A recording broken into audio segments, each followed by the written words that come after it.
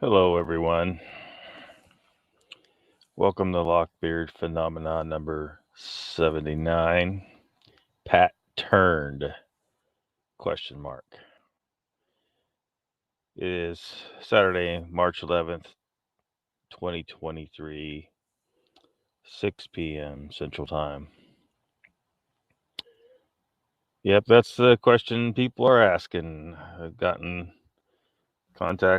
contacted with people saying, "Hey, did you see this?"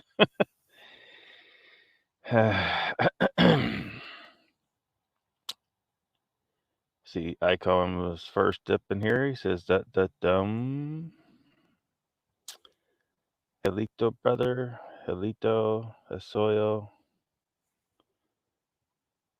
Angel's here. Welcome. Yeah, I don't know what's up with Mr. Lee. He leaves early. He shows up late. You can't do anything with him.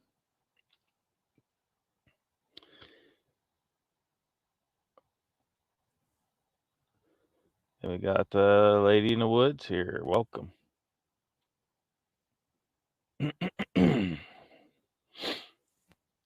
So this is in case some of y'all aren't aware. This is what people been talking about.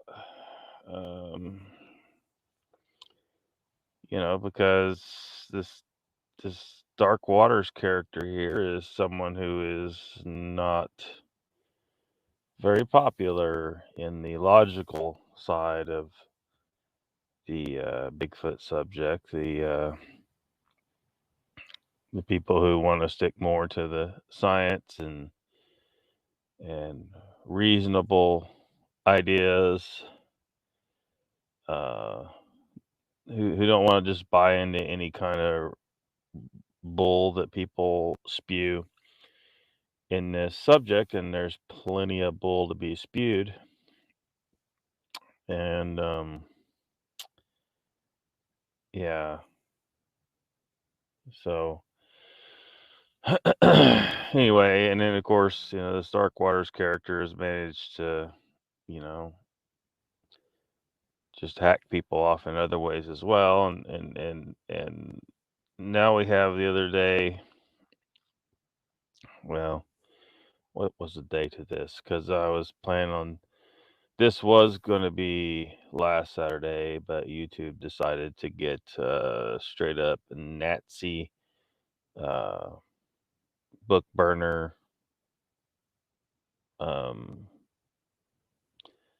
just censorship, on my channel and banned me. But yeah, this was where's the date? It says 2 weeks ago, but that doesn't tell you the exact date.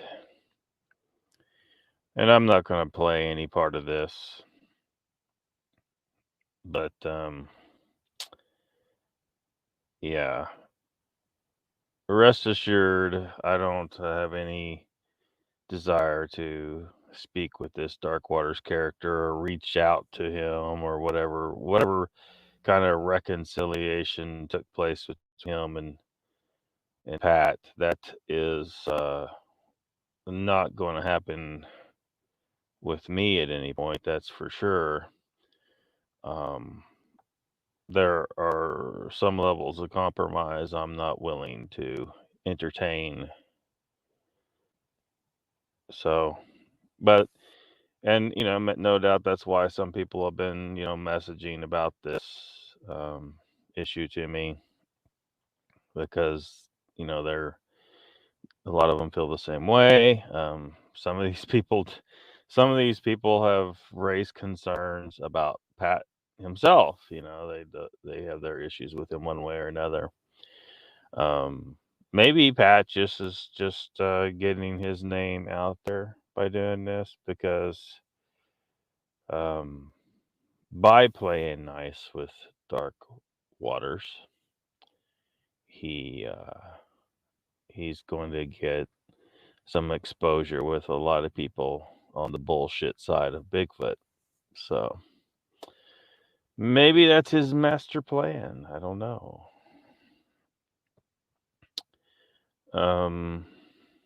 Everybody getting your highs and hellos. There's John Wick saying hello to everybody. What's up? Danny Stanton's here. Welcome. Icon says, "Oh, that Pat." Yeah, that Pat. The unflappable brown mumbler. Is that what you call him? Speaking of mumbling, how's my sound? I'm using these same headphones again. They have a built-in microphone, and hopefully it sounds okay.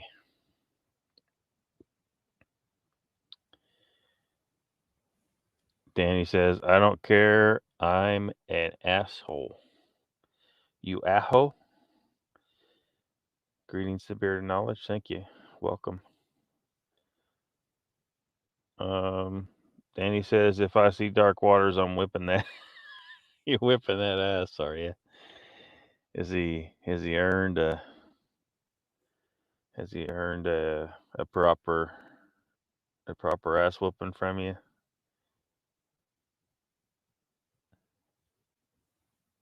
Lady in the Woods said, "The only time I saw Pat trying to explain the situation, it was confrontational and he wasn't allowed to finish a thought."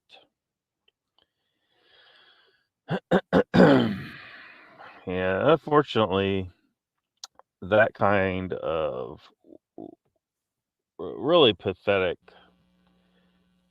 debate or discussion, a technique that people, it's not really debate or discussion anymore when people start doing this, is when someone's in the middle of making a point, the other person starts talking over them, trying to drown them out, and somehow thinks that they've achieved some kind of victory by drowning out the other person. But all they've done is make themselves look weak and pathetic to me and anyone else out there who understands what a proper discussion or debate is supposed to look like.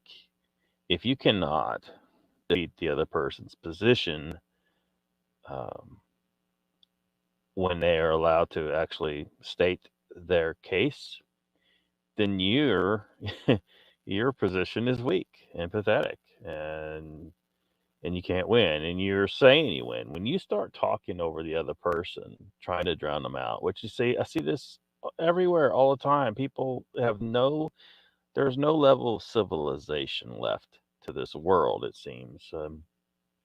That's why I hate those shows like they'll have on like the cable news networks where they'll have a group of people there and they're all just all talking at once, and I'm like, I just want to walk down there to their studio and tell everyone to shut the hell up and talk one at a time. Talk one at a time. Is that so damn hard? Because when they're all talking and yelling at each other, and even when they all agree with each other, they're all talking over each other half the time. You can't listen to two people at the same time. I mean, you can kind of pick up what they're saying, but let one person talk and complete their sentences and their paragraph if they're or even their full essay. Some people can go on and on, like Leon, for example, can go on and basically, write a small book and a conversation before you can get a word edgewise. Sorry, Leon. But let that person complete their thought. Don't jump in between sentences either, because try to learn, like, and if you don't have the skill to learn and read that this person is working their way up to a greater point than what that last sentence was, and maybe you need to shut up and listen to people more. But just this crap happens all the time. That being said, if you're someone that drones on and on, get to the point. Or do what I do and don't have any guests, so that I can do all the freaking talking. But y'all are getting to talk as I read your chat, much as I can anyway. But yeah, He who does not allow another to finish his thought has the weak argument.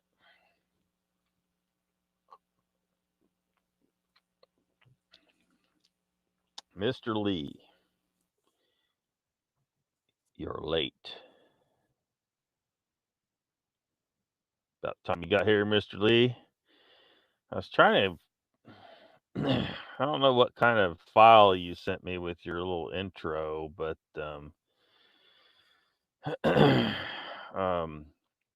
StreamYard would not allow me to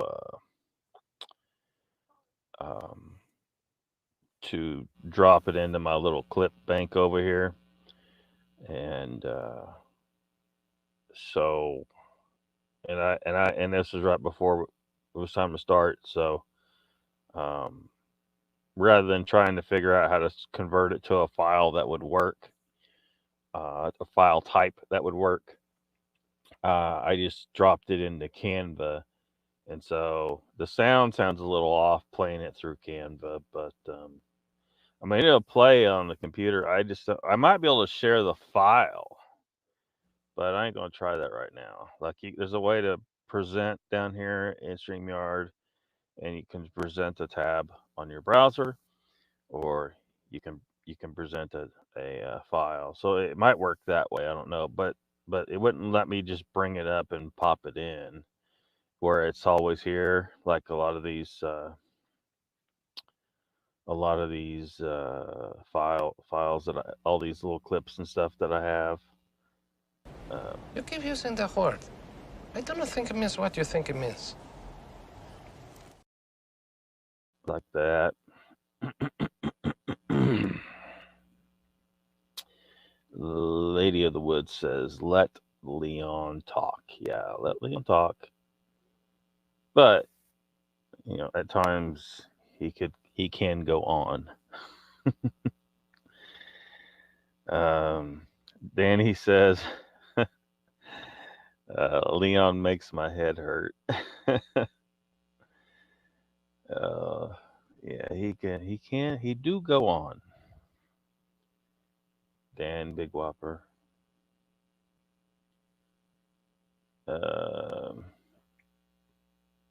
Mr. Lee's face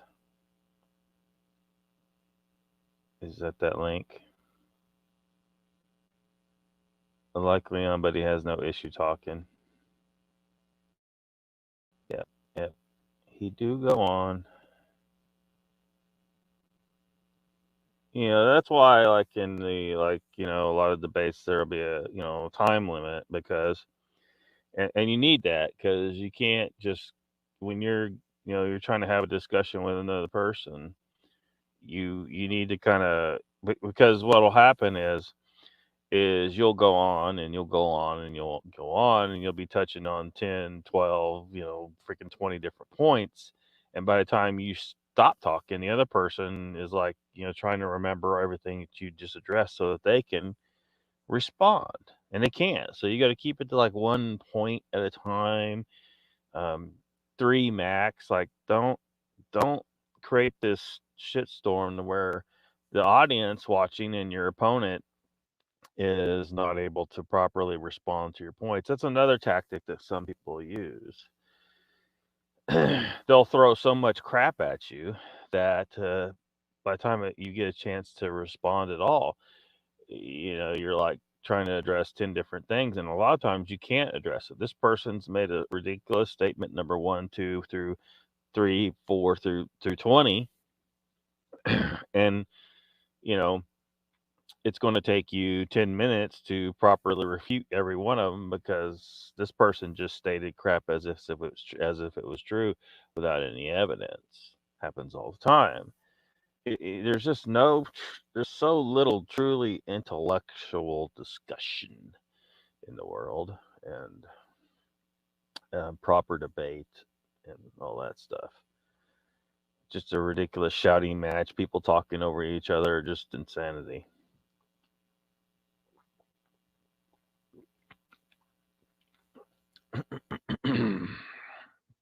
Mr. Lee says, Dan, you made a rubbish copy of my trailer. It looks terrible. Oh, is that link he was showing a while ago? I can show it. You want me to show it, Mr. Lee? I can show it. Lady says, he is a teacher. He can't help it.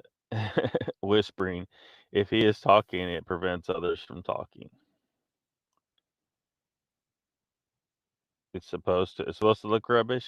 John Wick says, once you drop it into Canva, can't you save it out of Canva? Yeah, I can. It was already start time. And then, of course, if I try to start downloading the file, it'll take a minute or two. Well, being a minute long, it might take a minute or two, and then, of course, it's taking up bandwidth, and I have a hard enough time having enough bandwidth to function as it is. But it's sitting in Canva, so I can share the Canva tab where it's sitting and just play it there, and worry about saving it as an MP4 later. I hate to try it right now because we're streaming, so things could go wonky. Let Leon talk. Let Lockbeard talk. Yeah. Yeah. Let people talk. Let Pat talk. Icon says, I'd give the video a shot, but I don't have Mr. Lee's email because he don't like me. Mr. Lee don't like you? Good job, man. On and on and on and on. Yeah. And on and on and on ad nauseum, says Icon. Yeah. Mr. Lee says, Icon, ask Brandy for my email, man. By the time Leon gets done talking, I'm taking 4 BC powders and looking for my vodka. Icon says, Mr. Lee, will do. Thanks. Well, the lady in the woods says, weird. I skip through most streams until I see someone who actually has something to say. Talks.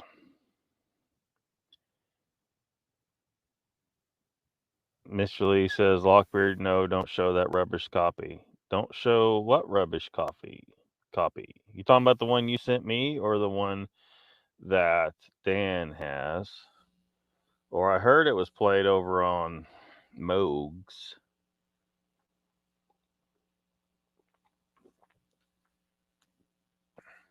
Sleeping Beauty is here. Welcome.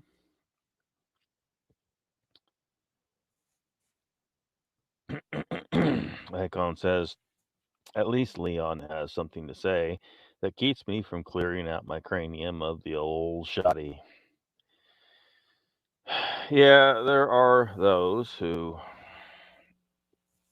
say some really nutty stuff. And, it's unfortunate. Like last night was a situation where, and I'm sure you know which show I'm talking about, where two people are discussing some of this subject matter who are not willing to consider certain things about reality outside of their current belief system. Now, neither one of them thinks they're incorrect. Neither one of them's going to try and learn what I'm talking about. And of course, one or two of you here know what I'm talking about. I'm talking about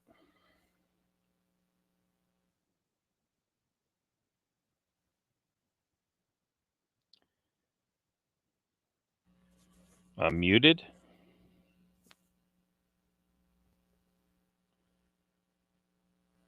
Am I really muted?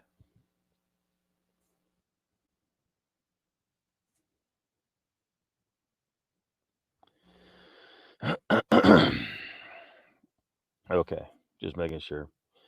So anyway, I want to talk about. Look, you have two sides of the situation. You have the atheist, which I generally consider myself an atheist. That is because a scientifically explainable superior consciousness does not constitute a god. So while that superior entity exists, it doesn't mean it's a religious thing, because to me, a religious ideal is specifically something that is based on belief only and not science. Once you get science involved, you no longer have a religion, you have science.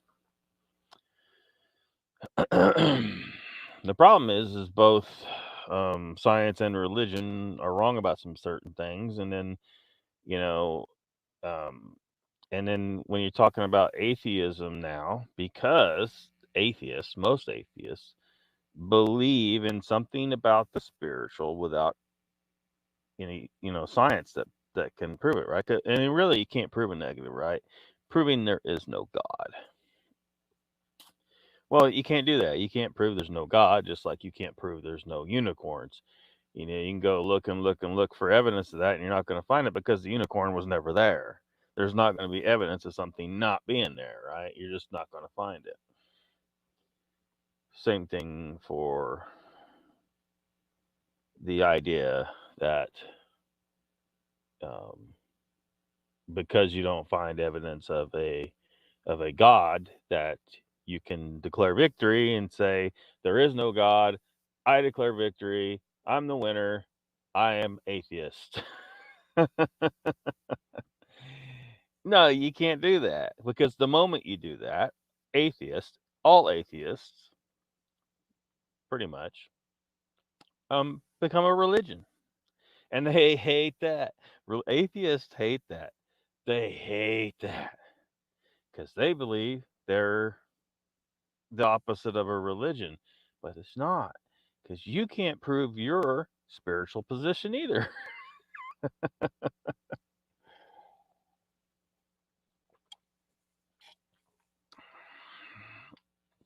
So this is what gets us to Ken Wheeler, because all people involved need to be trying to learn. Well, look, most people aren't scientifically inclined. They don't care. There's a reason why they didn't go to college for any kind of the sciences, because they're not interested. Maybe we could even say they don't have an aptitude for it in many cases. Oh, I have a feeling far more people would have the ability to learn science if they just gave it a try, but just choose not to. Well, like me, anytime I've tried to put my mind to doing any kind of auto mechanics, I can figure it out. I just hate doing it. um, so let me Dan Toppy's rubbish, Mr. Lee. Mr. Lee's antisocial.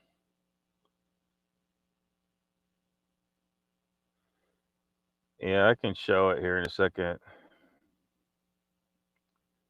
What are we talking about? Talking about what we're talking about. You're not gonna. I know you're not gonna be aware who Pat is, so don't even worry about it.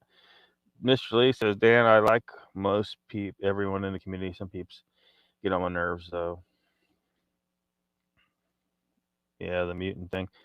The Bigfoot atheist people can learn a lot from Leon if they just listen, or they can just dump on him in chat, because they don't understand him. Oh, I don't know if everybody's dumping on him necessarily. They're poking friendly fun, uh, because he do go on. Hope I hear you. Stupid headphones. Um, and welcome to the chat, Joe. Like, listen to him, but he does rattle on at length. Yeah, I'll listen to him. I can listen to him a lot longer than I can listen to um, people that I feel like are full of shit or are spouting nonsense, or um, well, I mean, let's face it, we had a guy talking some real nonsense last night. I couldn't do it. I couldn't freaking do it. And then I saw Jeff, and I just had to run. I know some of you guys still believe Jeff, but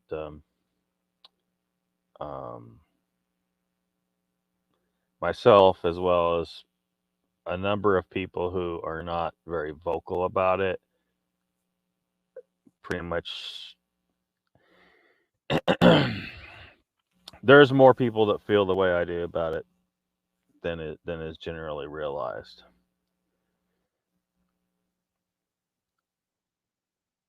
I mean, that's my position on it. I feel like people should not jump on the bandwagon of um, believing his story.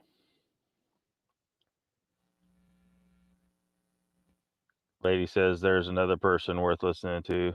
Yep, seems to keep a clear head most of the time. I don't know about this atheist stuff though.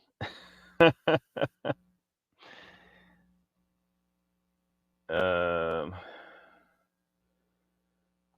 Lady of the Woods says, wait till you get old and have to check body parts for functionality. Yeah. Atheism is not a belief, it's a lack of belief. I have no spirituality to defend. Well, I mean,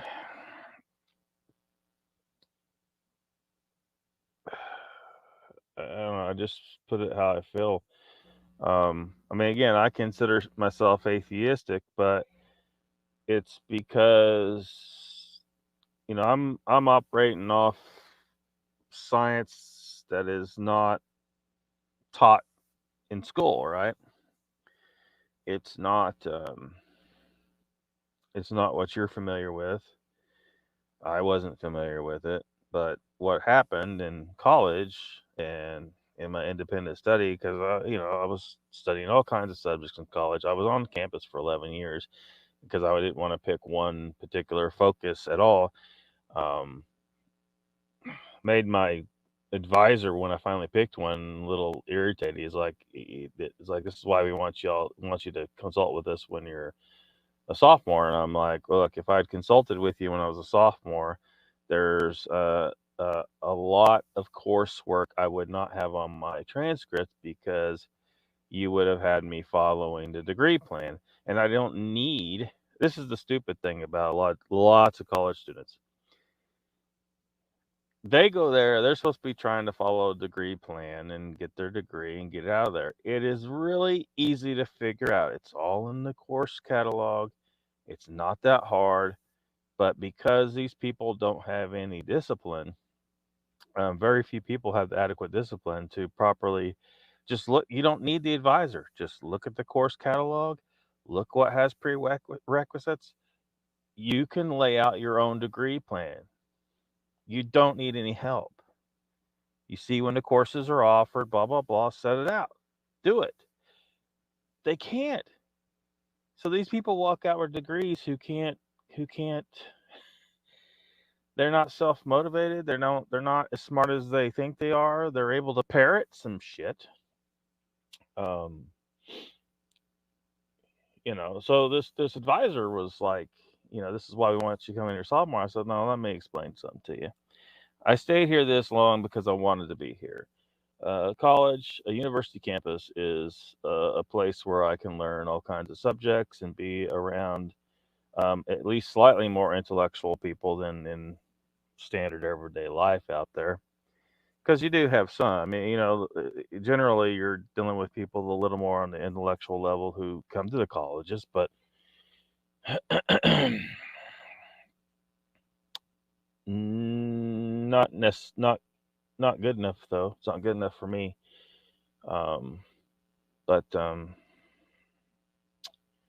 But I told him, this is what I wanted to do. I wanted to learn many things. That's why I got coursework from many subjects, and it's particularly the different sciences. And I'm telling you, most people don't have time to do all that, and they certainly don't have the interest. But you see, it's just like I've talked about getting my environmental degree. Um, if I just taking the courses they tell you to, um, then you come out, you're looking at the world through an environmental peephole.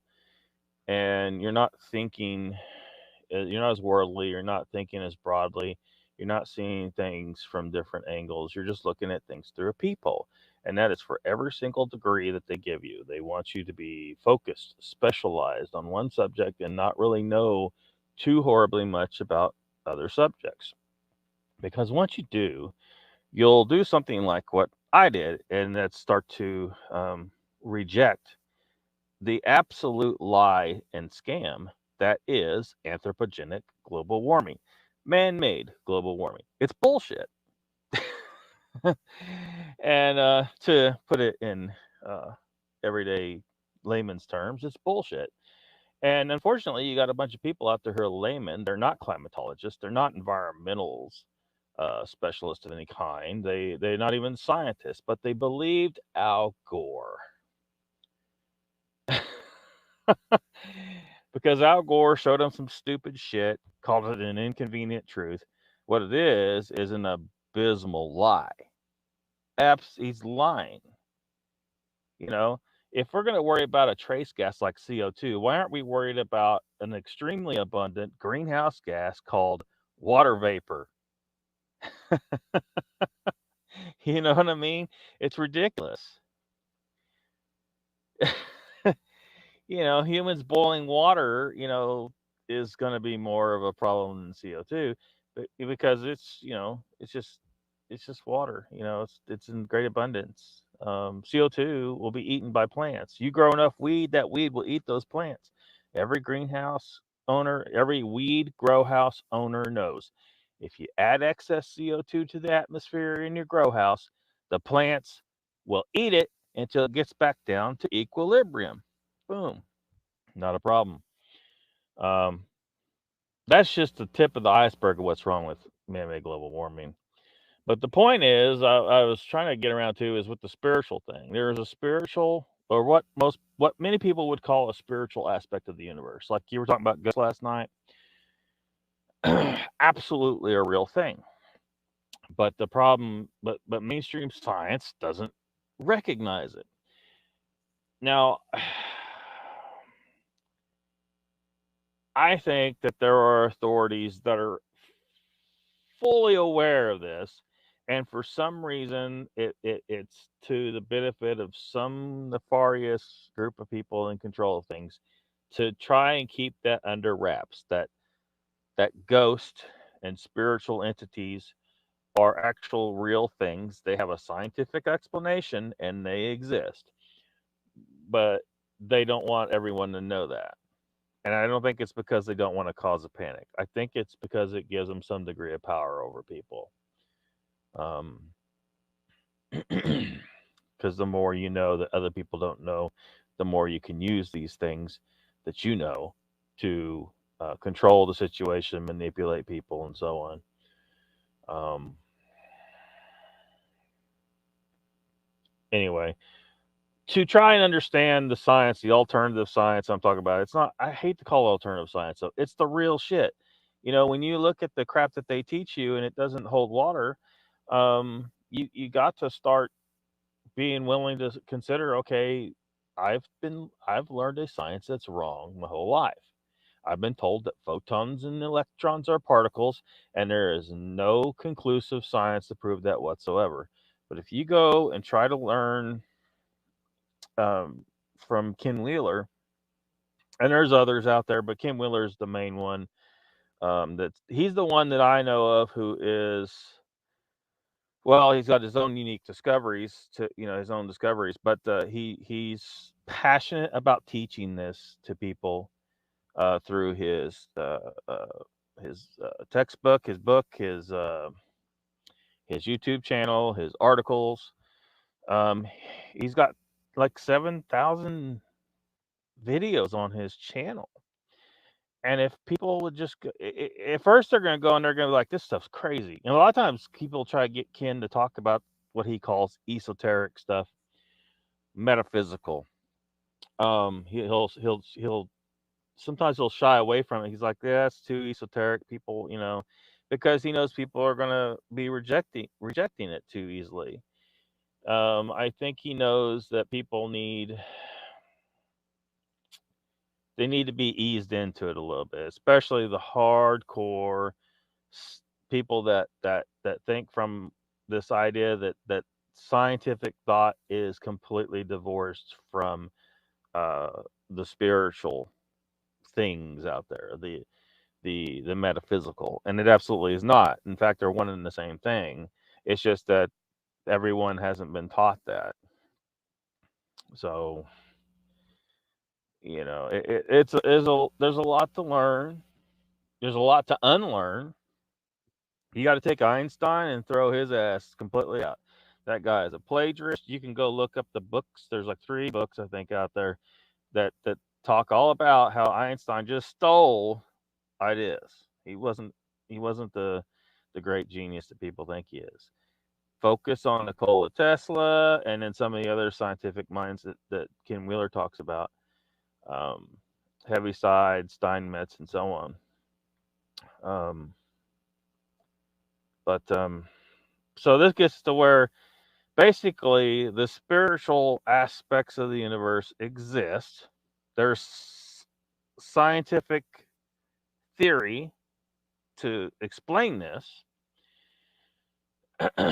and atheists are basing their idea that there is no spiritual on known science, or they'll say like you say, lack of belief. But because what I'm saying is because it's something that's real, and just because it hasn't been detected by science, to declare that there is no God becomes a religion because there's evidence to the contrary. In the sense of, again, I don't look at it as a God. I look at it as the higher consciousness of the universe.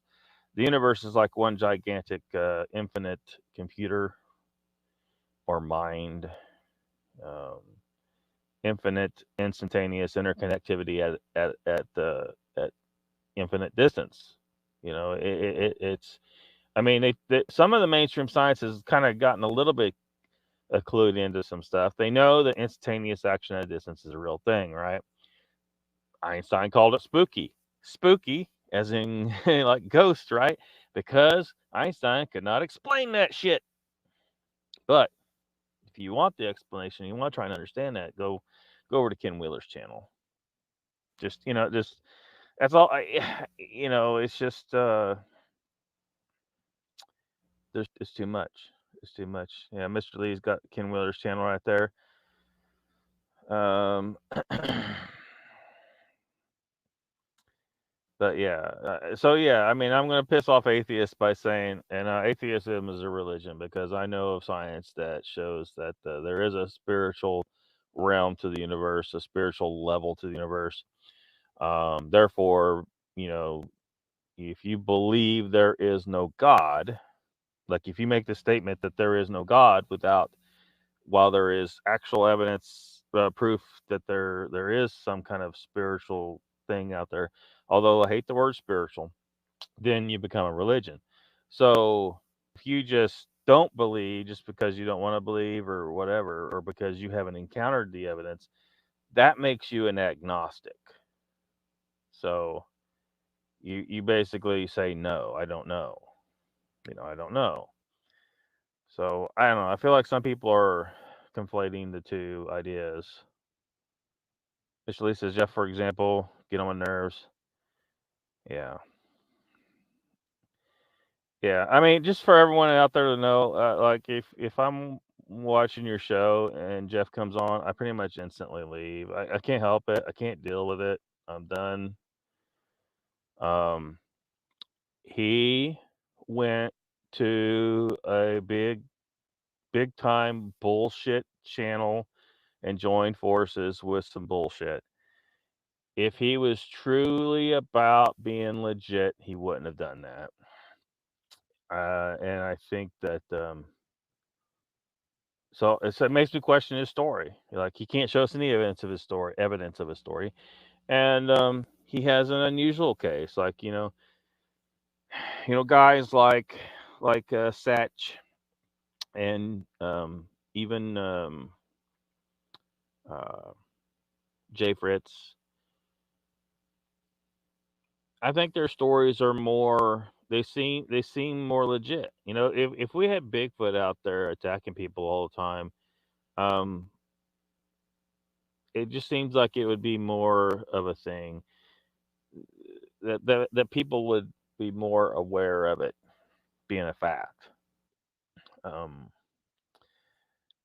so I just feel like the stories that seem legit, the people that seem to maintain their legitimacy to some extent, their stories are, typically the same. You know, they run into a Sasquatch.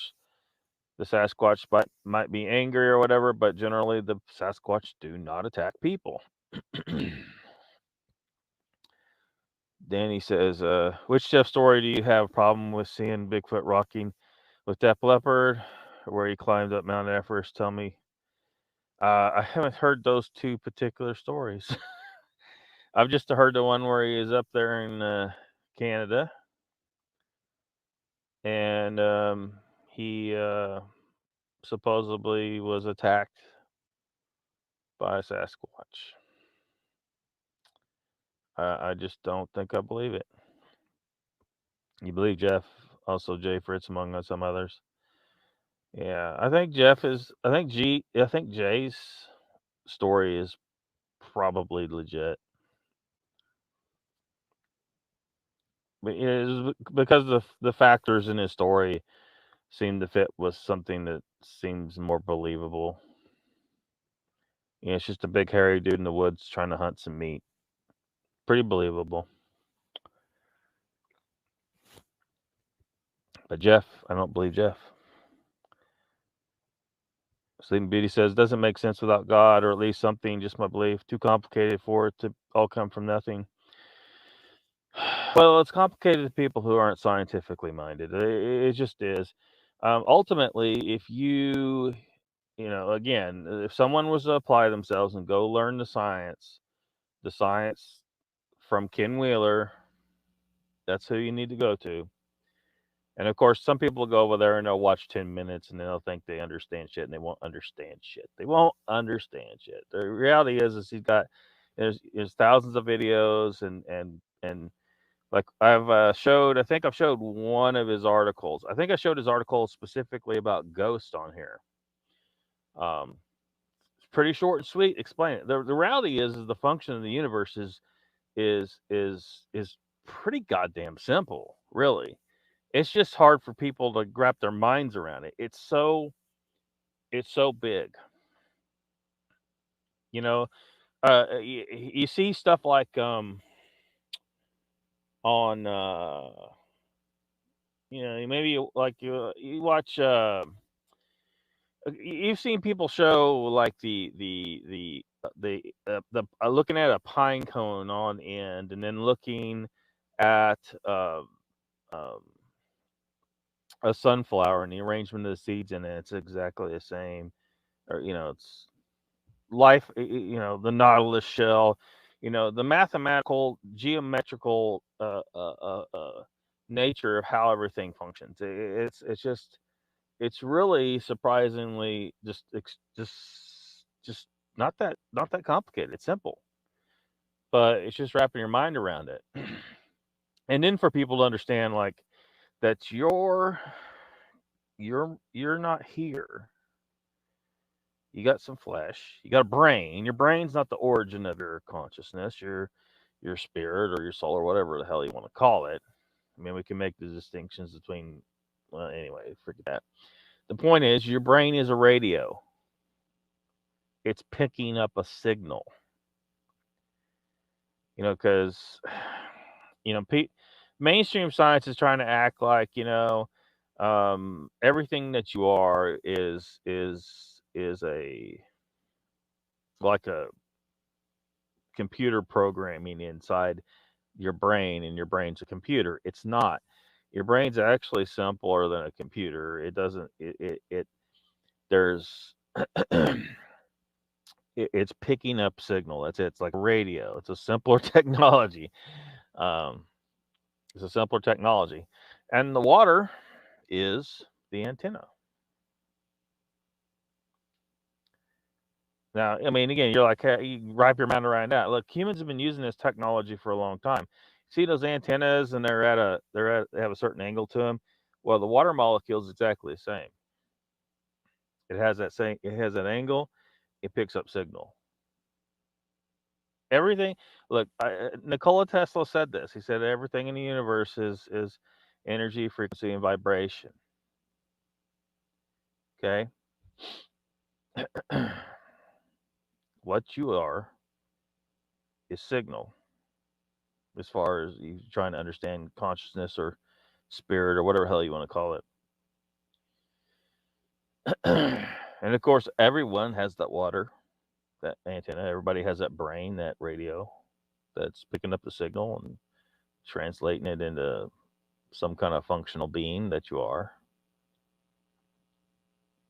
But the universe is infinitely fractal in nature. Um, you look into your sink when you're washing dishes, and you see the bubbles, and you see every bubble has the same image on it. Every bubble is reflecting the same thing. You are the bubbles. The same thing being reflected is the entire damn universe. You're all tuned in, tapped in, and part of the consciousness of the universe. Like I said, wrapping your mind around it, like, it will drive you nuts. It could possibly drive you nuts, where you're like, okay. And then, like, some days I'm like, so why am I here? Why do I stay? What's the purpose in staying in this reality and suffering when you could just cut yourself free, right? And return to the one consciousness, the one mind, the one spirit that we're all part of anyway. Danny says, I know, right? Sadly, I believe them all. Believe whatever you want. Same for you. Yeah, if everybody just learned Kim Wheeler's science, so everyone would be on the same page. They'd understand that nobody was 100% right and everybody was partly wrong. And then,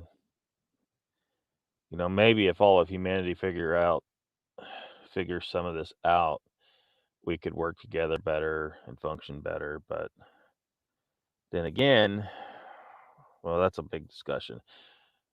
That might be detrimental. Like, some people feel like, oh, if we just have peace, if we did somehow achieve world peace, it would have negative consequences. And those negative consequences, I think, would outweigh the positive benefits of having world peace. Now, people who are hardcore fighting for world peace are gonna be like, what kind of the sick asshole would say something like that? Maybe someone who is thinking things through a little bit more than you are. In fact, I guarantee I'm thinking things through 1,000 times more than your typical person out there saying, give peace a chance. Shut the fuck up. Shut the fuck up. It's an extremely simplex thing. Oh, we'll just give peace a chance. It's an extremely simple minded thing. I just want people to stop fighting. Yeah, you have no idea the hell that would be caused by that. You think war's bad? Oh shit. Um, right. I skipped you, I think. John Wick says, I think Jeff takes a pretty straight approach to most subjects. I believe MJ and Joe's encounters. Mr. Lee says, some peeps are good at lying, though. They make a living from it. Yeah, every so often, we have someone that gets outed, right? So we got one coming. I mean, for a number of people, some of them who aren't very vocal about it, it is already pretty much we're pretty certain that Jeff should not be included in that group of people. That seems legit.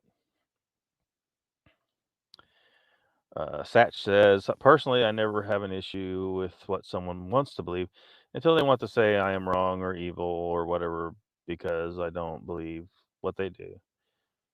Well, I mean, everybody's telling everyone else they're wrong, right?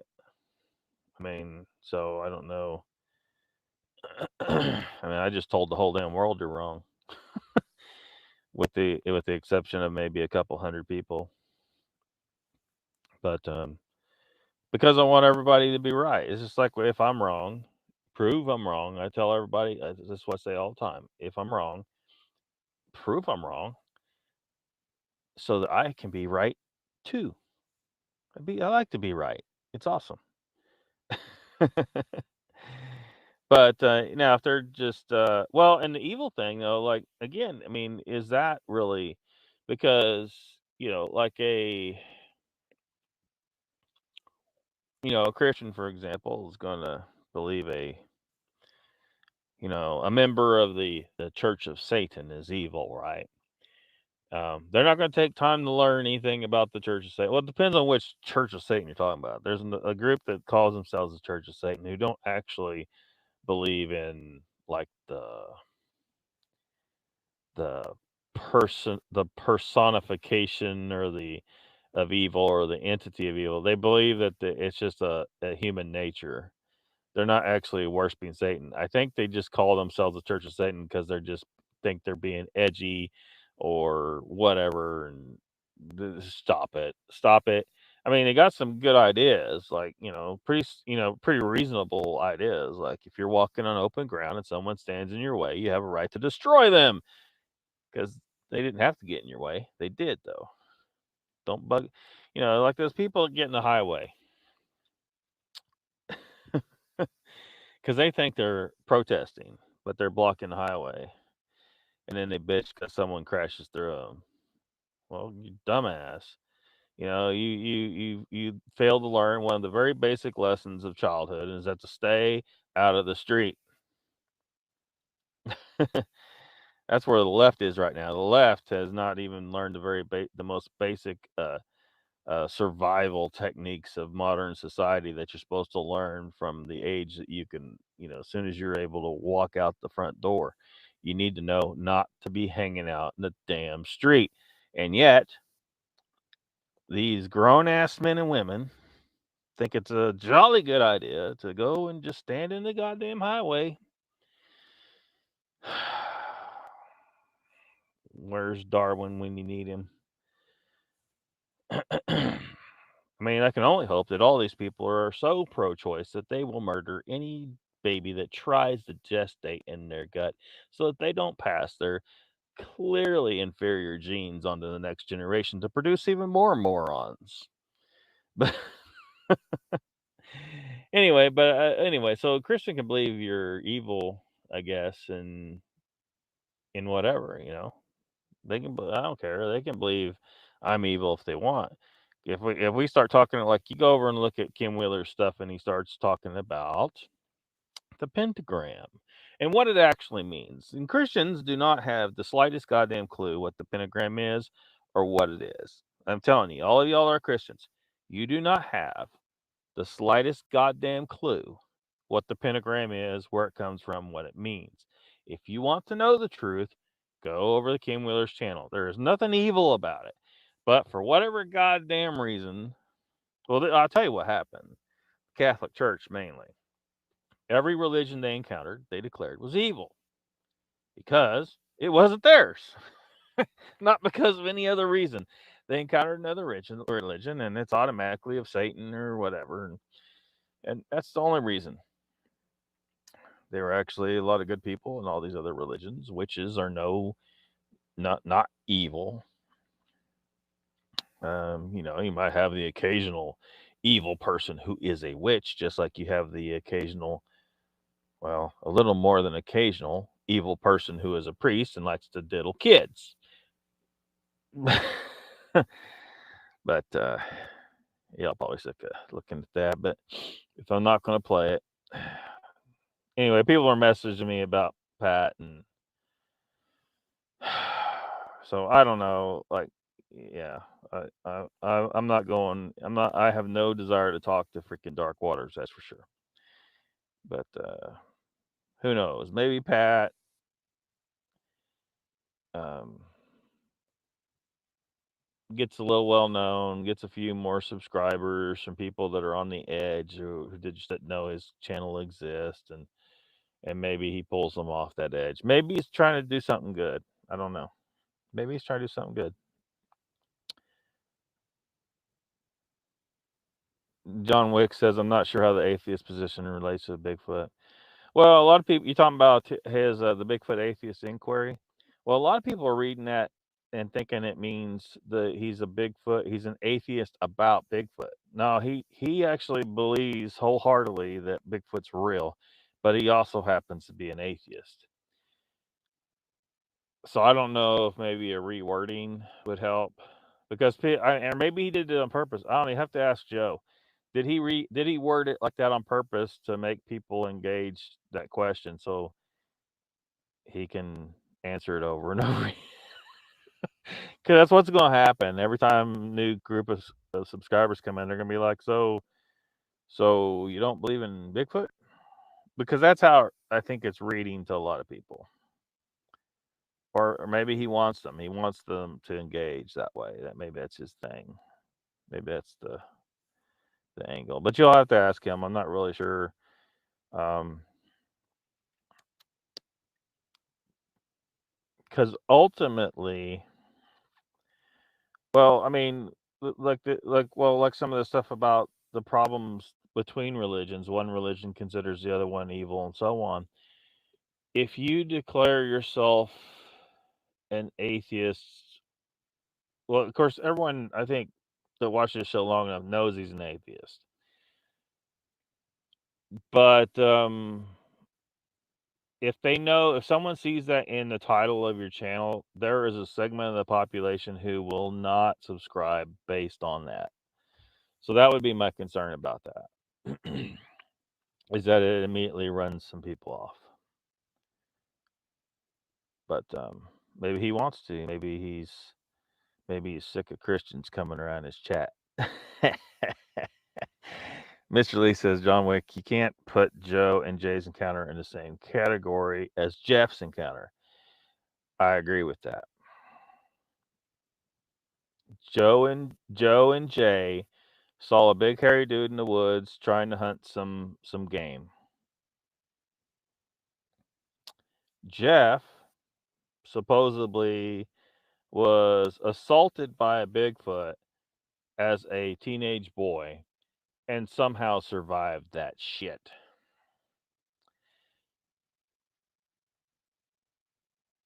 Well, I know people that are like pretty good sized people, like that buddy of mine that used to know. Haven't talked to him in a long time, but dude's over 400 pounds, 6'8". He's pushing that out of bed every morning. If he um, punched someone, it's a regular 200-pound man as hard as he could kill him. In fact, I had another friend who was a really large individual like that as well. I don't think he was quite as big, but he was pretty large, corn-fed country boy, just like this guy. And he did have a situation like that where there was a fight and he punched the guy and cracked his fucking skull. He didn't mean to, felt bad about it. But you know what I mean? And you're telling me that this teenage boy got roughed up by a Bigfoot in the woods and survived. Okay, right now the story is starting to sound a little fishy.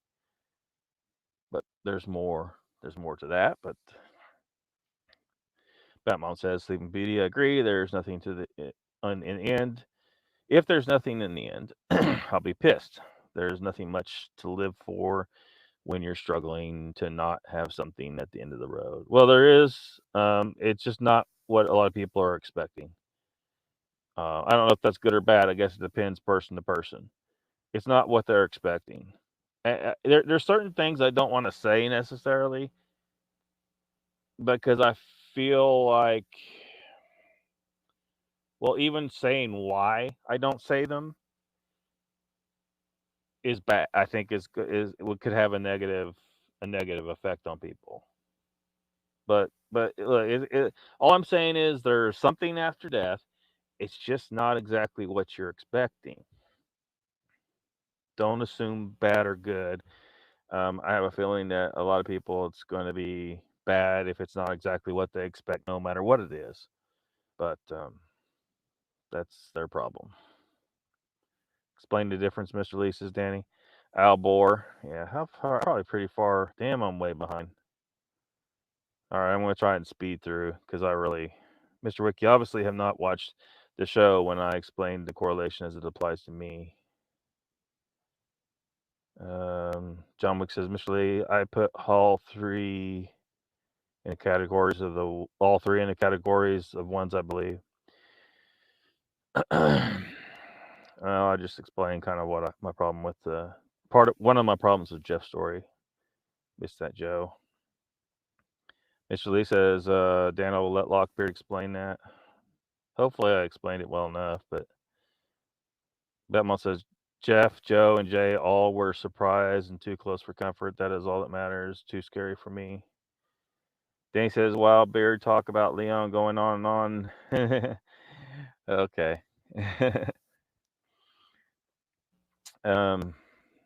Joe says, John Wick actually makes sense if you look at it in a certain light. What you know of me. By the way, I love the movies. The John Wick movies. Sorry, you're an asshole. Oh, you're fine. Some would say that I'm definitely more of an asshole than you are. Mr. Lee says, Dan, you're very vocal tonight. Usually we get a wow from you. Sometimes I have conversations with myself, perhaps. Perhaps. THC wax today, yeah, it makes you whatever, all wired. It's both connected. Do too. Mr. Lee says, the only person that goes on and on is Jeff. He do too. He does that too. It's just far less interesting than Leon. Batmom says, Joe, I talk to myself all the time, but I don't have conversations with myself. I may need to start. He really means it. Batmom, he really means it. Again, there's, he says it. I say it. There's a few out there who don't say it openly. So, you know. Danny says, if there's a God, why does he treat me like a dog treats a fire hydrant? Oh, yeah, I remember 1988. 1988. Well, if you believe in the God that is described in the Bible, well, for one thing, there's two different ones, right? There's the Old Testament and the New Testament. These are two completely different guys. Of course, Christians will try one, but Christians haven't studied their Bible near as much as fuck half us atheists, actually. I even at some point there was I took a course in college called the Gospels. It was over the Gospels, and the most important point to take from that entire course is that the four Gospels are different accounts of the same story, but they disagree with each other, right?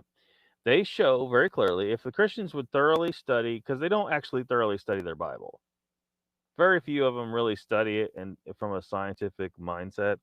If you see that the four Gospels do not tell the exact same story, there's a lot of parts of the stories that don't correlate. They're not the same.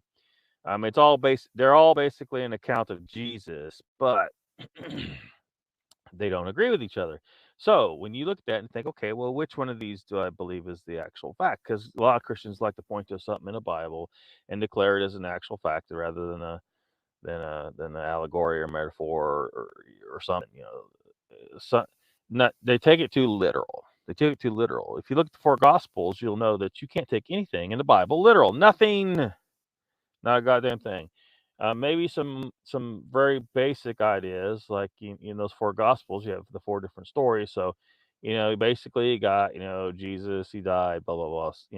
Just take the commonalities and go with that. But even that, don't go to because I could tell you a different account of how the four Gospels were written, not not the factual events, right?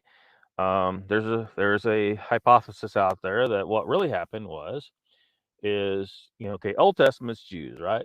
Jews. And as you can see in the Old Testament, man, it was rough and tumble back then, man. And just like Tom Cruise's gay fantasies. And uh, anyway, so the hypothesis goes like this. Basically, they were hard to control. Okay, the empire was having trouble controlling the Jews, and so they dreamed up this story that the savior, the prophesied savior of the Jews, had been born and already crucified, and he was gone. And but while he was here, he told you to turn the other cheek. So when a Roman soldier smacks you upside the head, you're to just take it. Don't fight back. And he also said, "Give unto Caesar what is Caesar's." Basically, pay your fucking taxes. Jews, pay your fucking taxes. you know. Well, I just pissed off all the Christians, probably. Oh well. Oh well. Anyway, they don't know their own religious text at all. They certainly haven't ever read any of the passages as they were in their original languages. These people do not know how to speak any kind of Latin or Greek or Hebrew. Um, and I don't speak those languages either, although I do know a lot of Latin just from science, right? Because you just kind of end up learning a bunch of Latin through science. But but what I have done is look into what the original uh, uh, the original language of many of the verses are, and then what it actually meant. Because the English translation, one, a lot of times it's hard to translate the exact meaning from one language to another. Two, people make mistakes in the translation process. You got scribes and shit. And three, sometimes people purposely alter the the the the uh, the text before or after or during translation. They purposely alter the text to say what they want. So you got to be careful about taking everything in the Bible too damn literally. Just be excellent to each other. Bill and Ted had one good commandment. Bill and Ted, be excellent to each other. Fuck's sake. Batman says agnostic would be when you believe there could be a higher power of some sorts. Yeah. Well, it's when you don't know. Yeah, simply, I don't know. Um, most atheists out there basically just they don't know, but they insist on calling themselves atheists for some reason. Um, I've never declared there is no God. That would be a claim. I make no such claim. I've seen nothing to convince me that there's one. That's it. So you're agnostic. You're agnostic. That mom says atheist is knowing there is no higher power. Have you looked into agnostic Joe? Yeah, Joe's agnostic. He's agnostic. Based on his description, he's agnostic. Danny says, I like Jeff. I believe him mostly. But after the show, you talked about the host called the Cliff Clavin of Bigfoot World. Huh? You believe Jeff's encounter? What the hell? I don't believe in Pat's wood knock encounter. How do you believe one guy heard knocks in the woods and doesn't know what they are? And the other guy says he ran into a Bigfoot right there in front of him that kicked his ass and he somehow survived it. And then this guy goes and joins the Untold Radio bullshit network. Basically, just putting up a big old neon sign, I'm full of shit. You know? Mr. Lee says, all this God talk makes me feel like I'm getting struck by lightning. Saying, nah, you're not going to get struck by lightning. Unless you strongly believe it's going to happen, then you might make it happen, Mr. Lee. Danny says, I hear freaking wood knocks 3 times a week. Doesn't mean it's Bigfoot. Mr. Lee says, I'm so confused. I thought you and Jeff were cool. Mr. Lee seems to play pretty cool with people enough. He's friendly enough in chat that most people don't like get too pissed at him. Well, if you do, Mr. Lee, let me know. If he gets hit by lightning. Prairie Fire's here. Welcome. What's up? Danny says, if I walked in a church, I would probably burst into flame like a vampire. Mr. Lee says, Batman, we are having a thing at the moment. That is all. Extreme Billy Bob says, hit the like and subscribe. Bigfoot needs new shoes. Yep. Yep. Welcome, Prairie Fire. Missed everything. Lurk keyboard is still. Yeah, you need to get your keyboard dealt with. Extreme Billy Bob says, I've been missing everything my entire life, Mr. Lee. It's my hidden talent. Oh, there's tall ones. Welcome. I'm not sure. So apparently, something happened on someone's podcast with you the other night, and I don't know what it was, but had to figure it out. I'm not watching very many people's shows anymore, so it's kind of hard to keep up sometimes. One says, how's it going? It's a lazy night tonight. Welcome to the chat. Brent Quick Witty's here. Welcome. He says, hey, don't go easy on this guy. He sure doesn't take it easy on people. He's a douche flip-flopper. On who?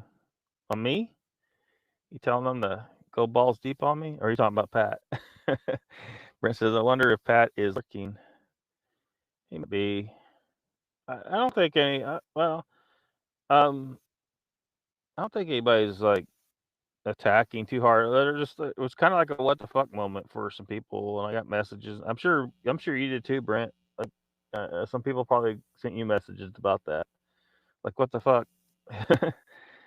um, John Wick says, I think Locke is giving Leon a serious run for his money. 20 minutes going on that one comment. Oh yeah. Well, there's a lot to say about that. Lady says, Lockbeard, in simple terms, the connected universe is why people have the similar ideas at the same time, or how flocks of birds can all fly together. Yes, some of it, yeah. It's interesting stuff like they had a hard time explaining like how like they're apparently because like an entire species, right, can be on similar wavelengths, right?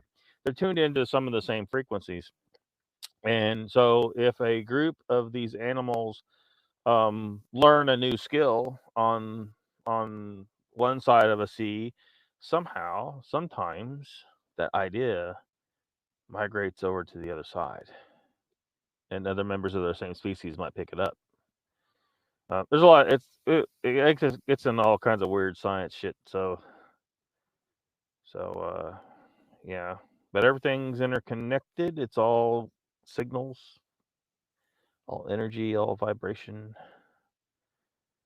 Kim Wheeler, yeah. If you want to learn how the universe actually works, stop watching the documentary. Stop listening to fucking Neil deGrasse Tyson and any kind of shit about Einstein, or the dude that drills in his chair. I forget his name at the moment. Joe's jumping. He said, I got to jump. I'm like listening to Leon. I believe Jeff. I don't care if you believe in a deity. If something gives you comfort or lends to the benefit of others, then do it. Good night. Good night, Joe. Although I'm about 25 minutes late reading that. Way behind chat. He just won't understand when reading the comments. Yeah. Haven't seen you for ages. Yeah, Quickwood ain't been around for a while. There's Squatching Cowboy. Sweet dreams. Being breakfast by the time he catches up. Who blocked you? Pat? Yeah. Well, just Meehaw, man. I don't know. I don't know about that one. Cowboy was wearing a t-shirt. Need a newer version, Mr. Lee? He was advertising Cowboy. Advertising what in your intro? Should I show you intro, Mr. Lee? I was talking about him a little bit. But it's just about he goes on and on. He do go on. He do go on. Uncle Bones, welcome. You missed everything, says Mr. Lee. Raptor Crazy's here, welcome. Yeah. Yeah, like Leon. Only thing is like Leon, like it seems like I'm catching the drift that he has this belief system that Bigfoot doesn't have vocal cords, which I don't. One, there's no way he has enough information to make that assertion, and two, some of the morphological information we have at this point, while not conclusive, would certainly be indicative of the presence of vocal cords just by the association of the morphological characteristics, right? Because in humans we have these characteristics, whereas chimpanzees do not. And the Bigfoot's characteristics in these regards are so close to human. Well, I've told you, I think they're Homo sapiens. I think they are human. They're just a big, hairy race of people. They have vocal cords. Almost certainly have vocal cords. So I don't know why he's got this idea. It sounded like that's what he thinks, and I think he is wrong if that's what he thinks. Um,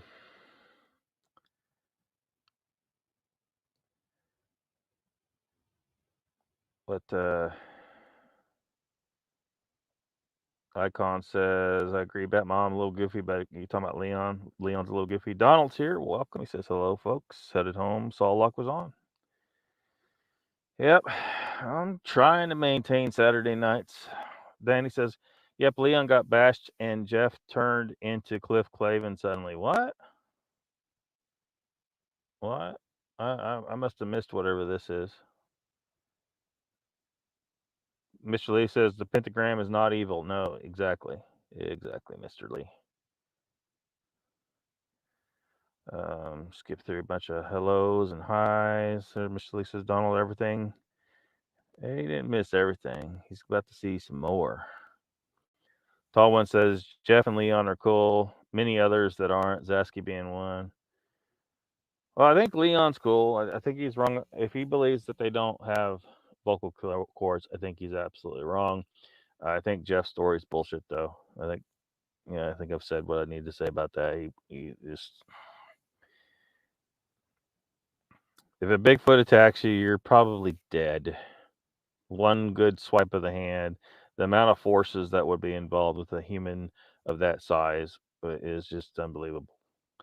Like I said, I know a guy, he's not that much bigger, but he's big enough that if he punches a regular sized dude, he'd crack your skull. Not meaning to, feeling bad about it. But yeah, gentle giant otherwise.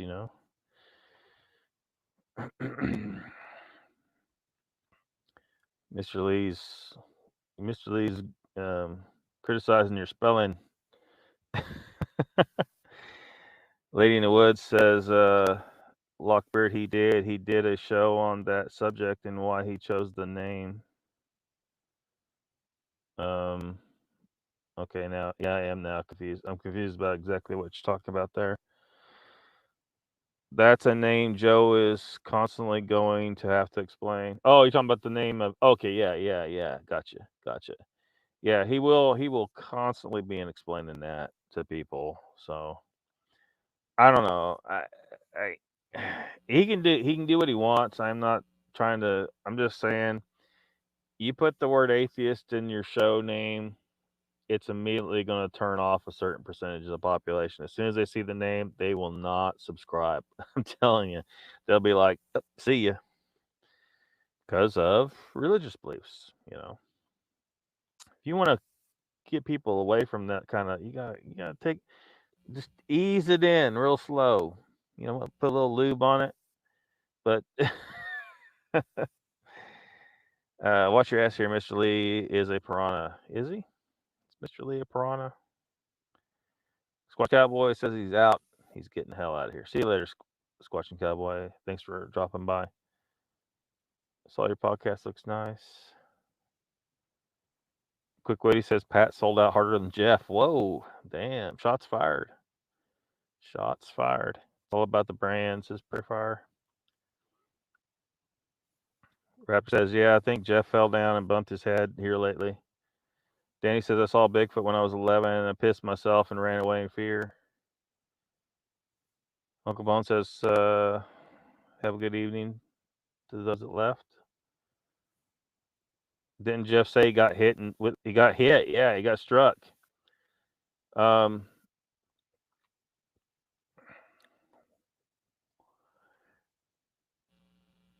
I really would like to try and address the whole thing more thoroughly in the future. It's just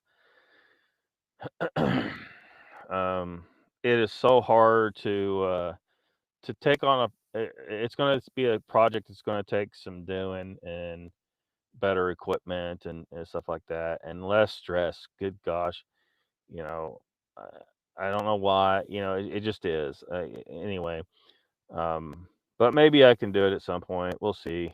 And then people will be able to say, look, if you want to kind of see an assessment of the situation that makes sense, go check this out, So I'd have a video basically.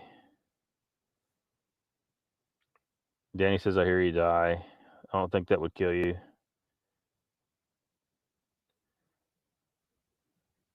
You don't think a stick would kill you? If you were hit by a Bigfoot with a stick, hell, didn't even, what do you describe it as? As a tree, basically? Anyway, any kind of attack from Bigfoot. If Bigfoot throws a rock, the size of a bullet, he could throw it with enough power probably to at least knock your ass out or give you a concussion or something. But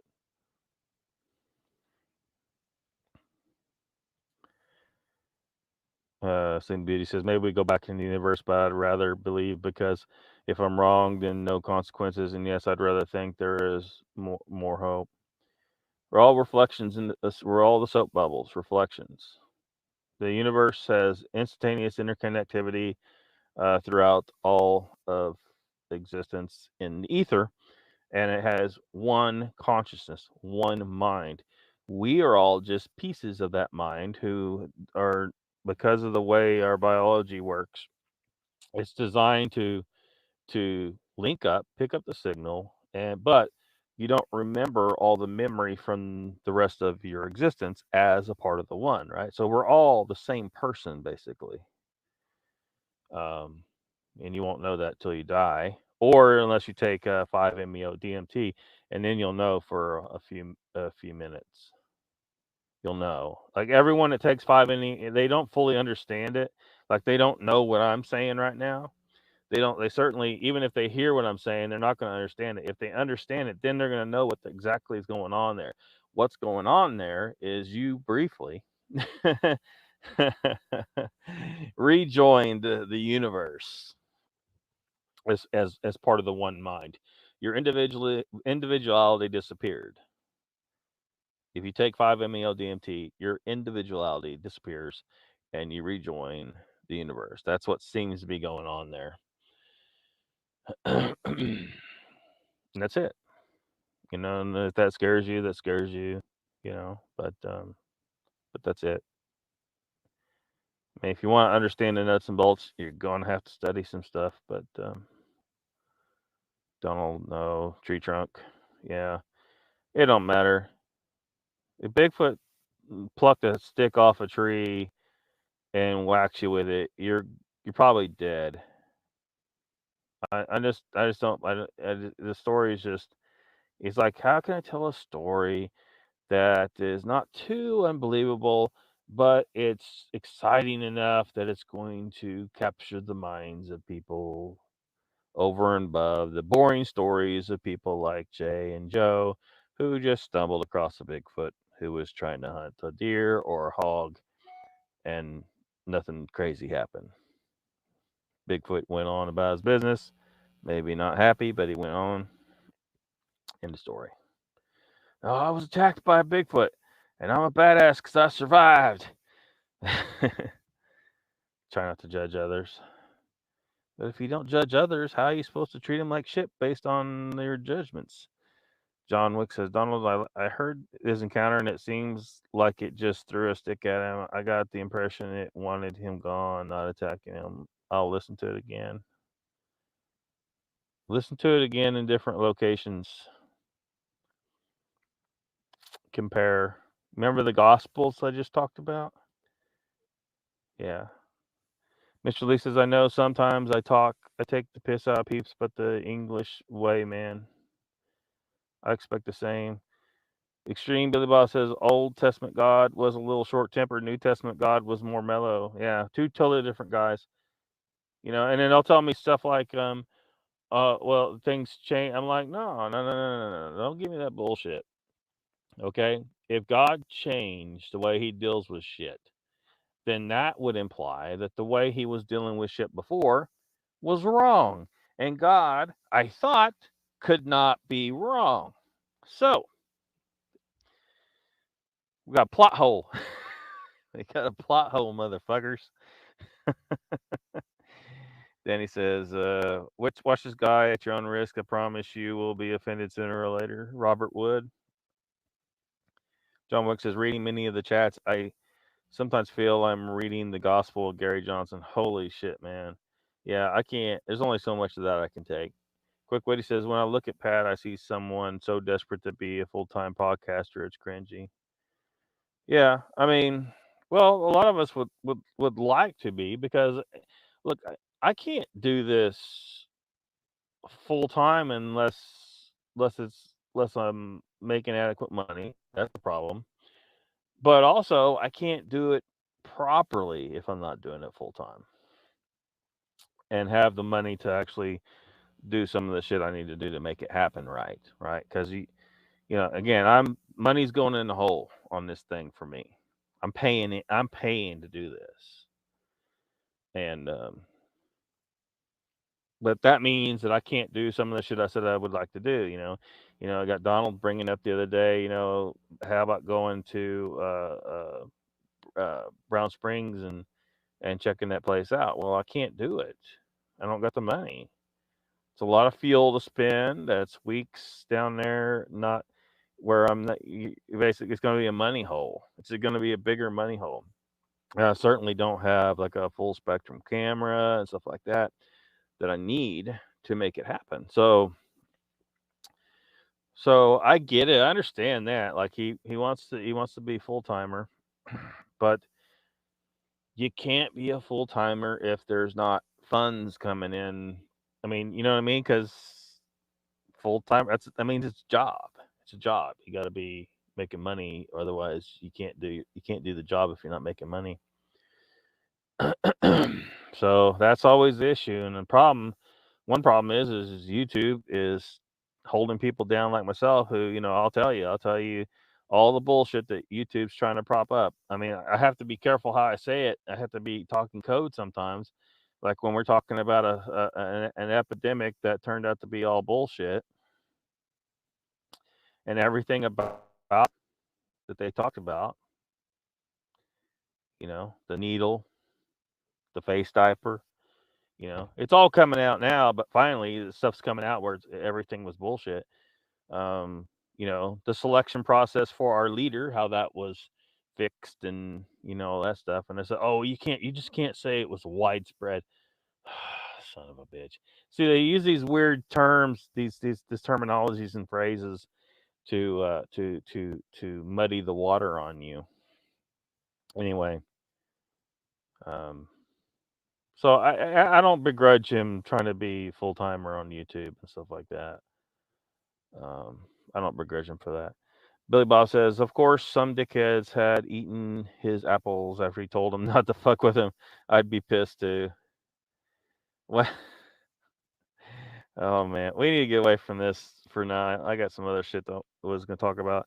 Donald says, I still say Gary experience was bigger than the parting of the sea. Oh yeah, it was big. And Gary, like, he knows Bigfoot's real name. Danny says, I like Pat. Get G get freaking entertaining, especially when he's drinking. Um, Lady says, best explanation of the Bible that I have ever heard was on Dharma and Greg. Old Testament, don't mess with God. New Testament, be nice to people. Yeah, was clean and simple. Mr. Lee says it was good to see Gary on Joe's channel. I enjoyed it until Jeff came on. Donald says Gary may have had a mushroom spores in the air when he was ingesting. Yeah, he might have. Dad was a preacher after he retired. I really don't want to hear a fucking thing about religion. Damn. Mr. Lee says, gonna take the highway to the danger zone. Yes. The preacher's daughter. I know what you mean. John Wick says Matthew was the only apostle to write a gospel in real time while traveling with Jesus. The others wrote them based on recollection. Likely explains many consistency. Matthew wasn't with Jesus when he wrote that. My understanding was is all these guys wrote the story after it was passed down for decades. Um, who says that Matthew was actually with him? Crosses are ladders, or that now the writer of Matthew maybe. I don't know. I might be confused about something there. We'll have to clarify that at some point. Prairie Fire says crosses are ladders that lead to heaven. Mr. Lee, I'm trying. You guys talk a lot. I'll show it. Oh, hold on, Mr. Lee. No link, no worky. I got it. I got it pulled up where I can pull it up, Mr. Lee. Hold on a second. Miss Raptor says Mr. Lee got got to see it on Moog's channel. I thought it was pretty cool. Donald says I don't remember Jeff saying he got hit by a right hook. Well, no, but still, Bigfoot picked up a weapon and hit somebody with it. Yeah, if he threw a piece of wood at him, I still think it would have killed him. Question of footprints you show. You'd be right too. Yeah. Threw a tree trunk at his chest. Yeah. Yeah, exactly. About the only one that has witnessed this encounter. I'd guess I'd get one of them talking. Yeah. Part of the Canada trees are about 6 to 8 inches around. That's what you're saying. Computer and TV anymore. I need octofocals. What? Vancouver Island. There's about cannot multitask. I think he's having a problem. His bifocals aren't enough. Large trees there.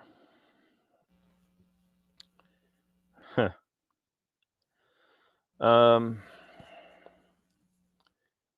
you'll go with Uncle Bones there someday. Auction hose won't reach that far. Well, maybe you won't need an auction hose anymore. Dog slobber on your phone. What the hell's going on at your place? Likes the whiskey too much. Well, I mean, that don't mean he can't be a full time whiskey drinking podcaster. Mr. Lee says, Uncle Bones, I will carry for you. He might not need oxygen anymore. Tom Cruise says, Lockbeard, I noticed you've been putting all kinds of shit about me. I will see you, man. You will? You promise?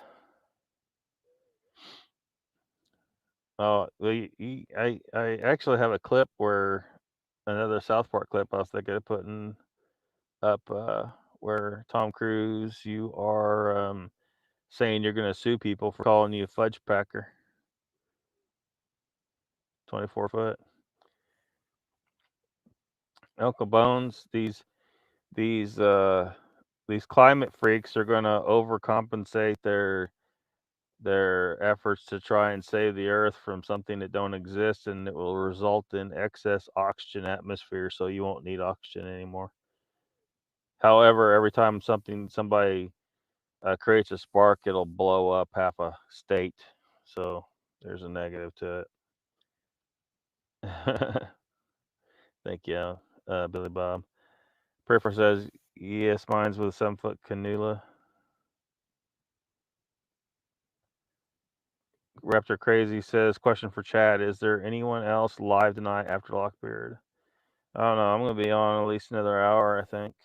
Depends. Raptor Crazy says, not usually. No one I want to watch. Uncle Bone says, Raptor Crazy, in 25 minutes, UFO Man is interviewing Travis Walton Fire in the Sky guy. Oh shit, man, I hate to compete with him. Well, let me see if I can pull up Mr. Lee's.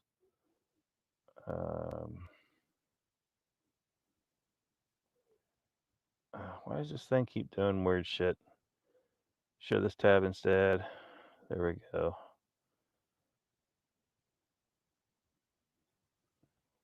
Mr. Lee.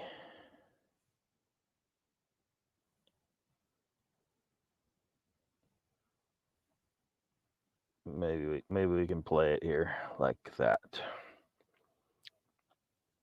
Yep, think so. Where's it at? Where's it at? There we go. All right, here we go.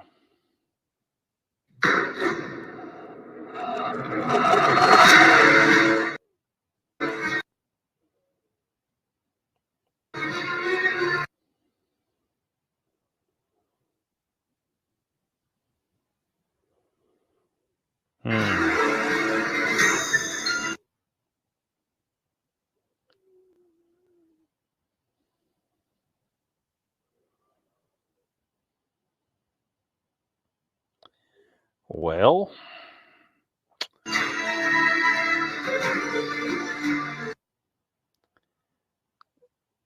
it certainly isn't wanting to cooperate very well, is it?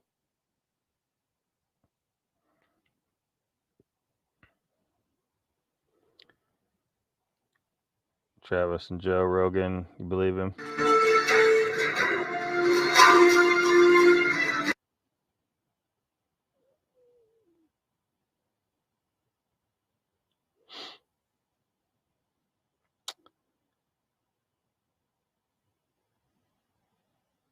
Yeah, Mr. Lee is saying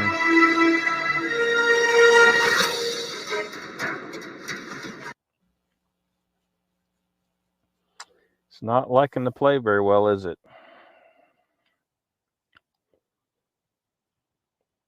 Yeah, I'll have to get it loaded up on the StreamYard. That way it's on StreamYard and it won't be with... Well, it shouldn't anyway.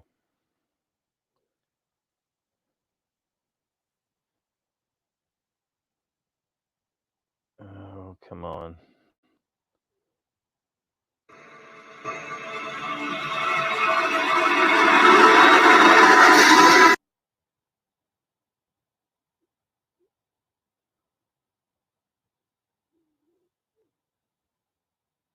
It's just not cooperating. Mr. Lee, we might have to...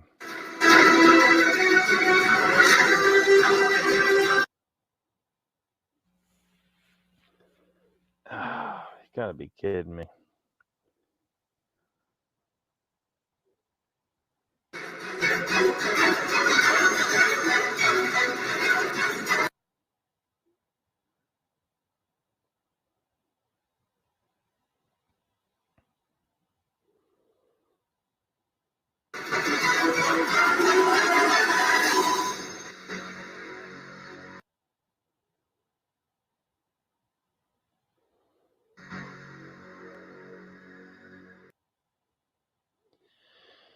Well, yeah. Yep. Put it in the rubbish bin. Well, Canva is always like this. Like a lot of times it'll get the computer all wound up and then the computer just shuts down. It shuts off and I have to restart. So it's kind of risky to do it that way anyway, but I'll get it loaded up correctly somehow and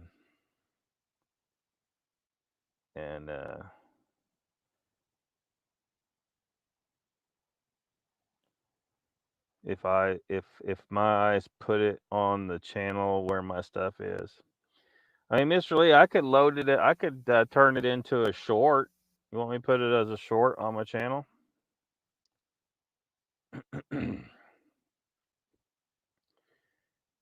Wonder if the Bigfooters in England have an English accent. If the Bigfoots do. Lady says mine isn't much of one yet. The algorithm grabbed one of mine and a bunch of people showed up.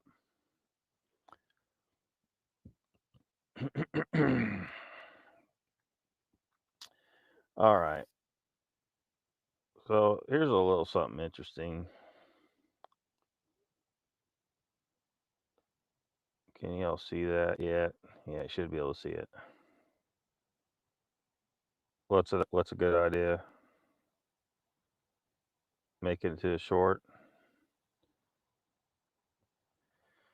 So a lot of people have these baby monitoring cameras on their babies, and I guess she noticed something interesting in the camera in this case.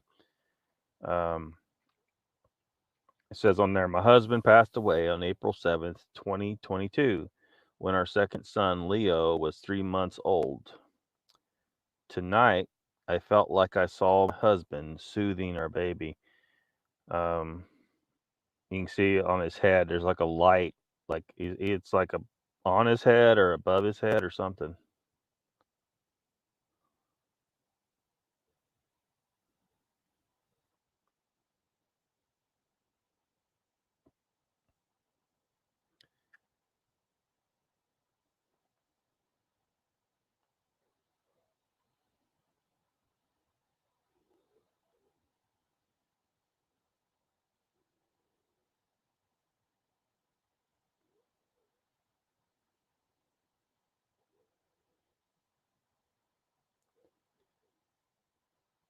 So that was kind of interesting, but nothing conclusive there. But yeah.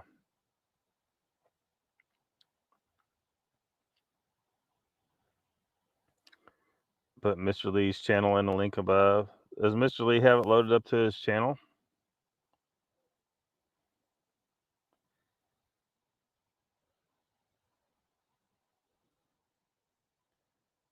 Mr. Lee says, I have organized a van and will be traveling to outer skirts of England to look for evidence at the end of the month. Awesome, Mr. Lee.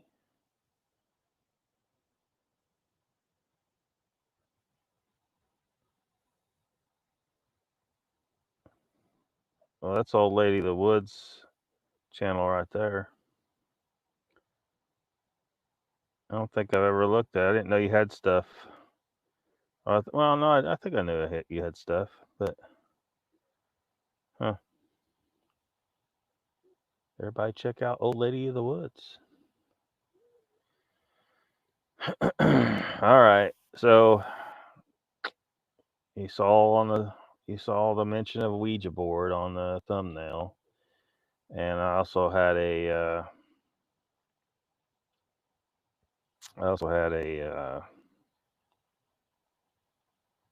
short about Ouija. Did everybody see the short yet?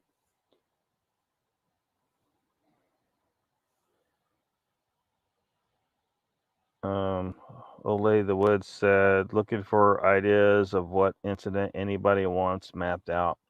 I'm redoing my mesh to be photo real.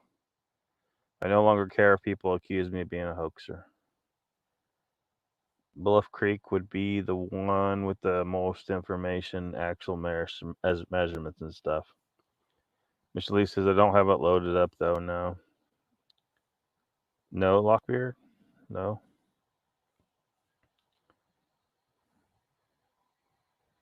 Mr. Lee just subscribed to you, Old Lady of the Woods. Yep.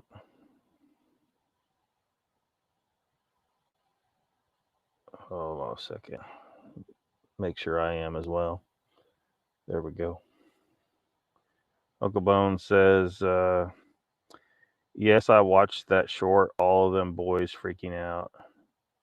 Yeah. Well, and I guess I might not have had it visible, like what channel. I can't even remember the name of their channel right now.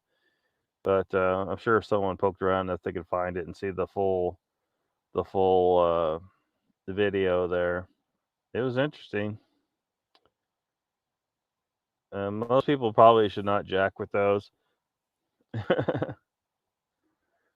Uncle Bone says 2 new subs. Yep. Well, 3 if you count me. I just subbed 2. I wasn't subbed. I don't know how I wasn't subbed. I'm subbed to a whole bunch of Bigfoot channels, but like I'm subbed to so many of them, I can't possibly ever watch them all. That's how bad it is. but I also can't keep track of who I'm sub to or who I'm not. I just gave up. So, do you know that in the 1960s, the Ouija board highest selling board game in America? Yeah, it seems like I've heard that before. Seems like I've heard that before. Past me talking, there's some cool stuff at the end.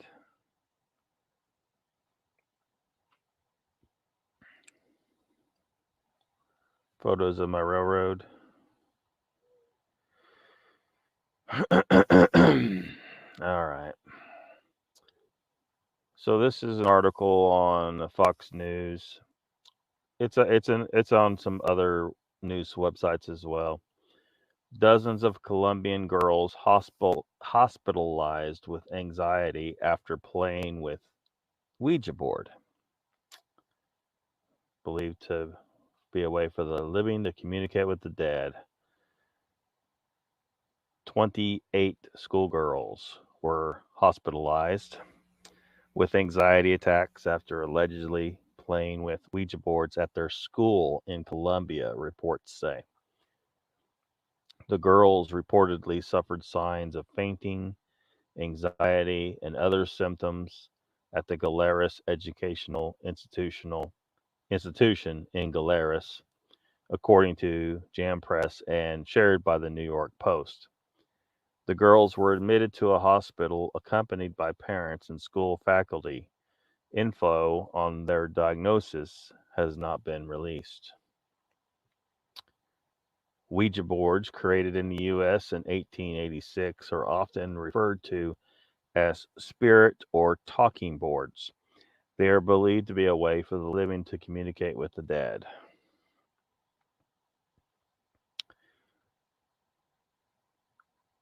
So there's a quote here from a mother, says, I work here in a hospital kiosk, and every day I see 3 or 4 children arrive after fainting.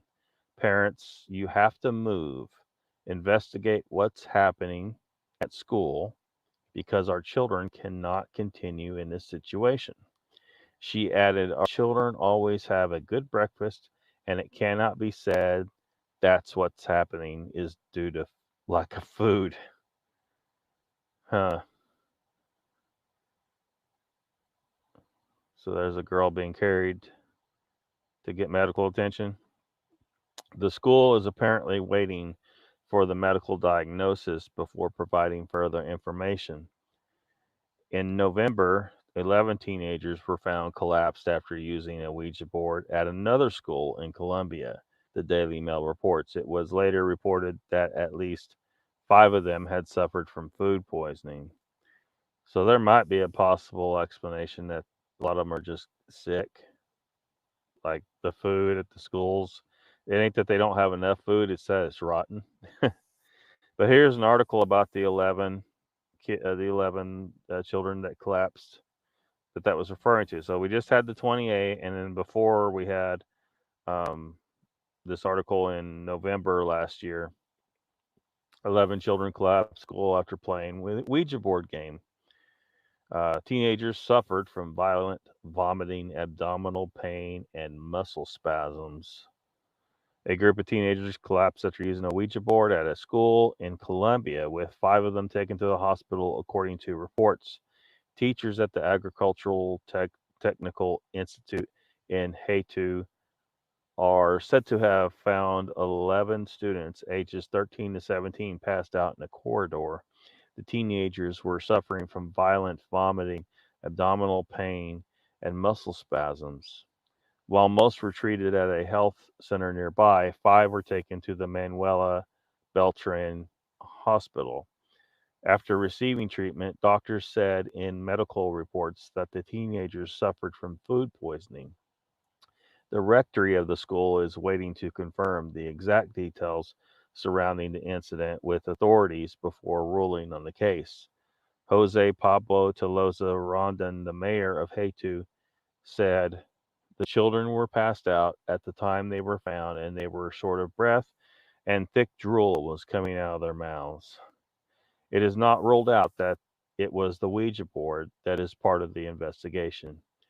Others say that they consumed water from a container, others that they came from a pool that had been given and had been given some to eat.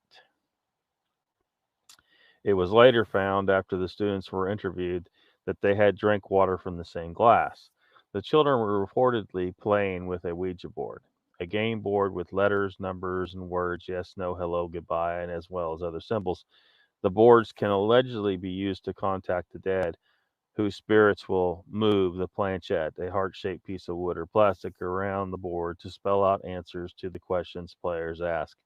Users place their hands on the planchette and ask any present spirits to answer their questions by moving the planchette around the board to spell their response. Juan Pablo Vargas Noguera, emergency medical coordinator at Hospital del Socorro, said, "We went to El Hatu and we found 11 patients between 13 and 17 years old with vomiting, abdominal pain, and muscle spasms. We did not find psychological alteration in the children, taking into account that it was said that it would have been from playing the Ouija board. The medical report says it was due to food poisoning." So, what do y'all think?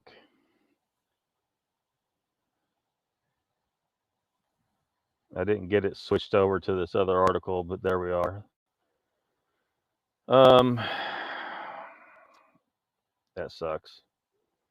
Yeah, sorry about that. I didn't get switched over to this other article, but there's the article I just read, a different one. Um, but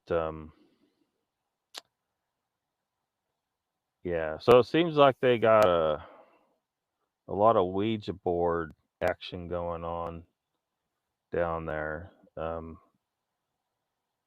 Perhaps there's some questions to be asked about that, but we could have a case here that their food's bad. There's a lot of food poisoning.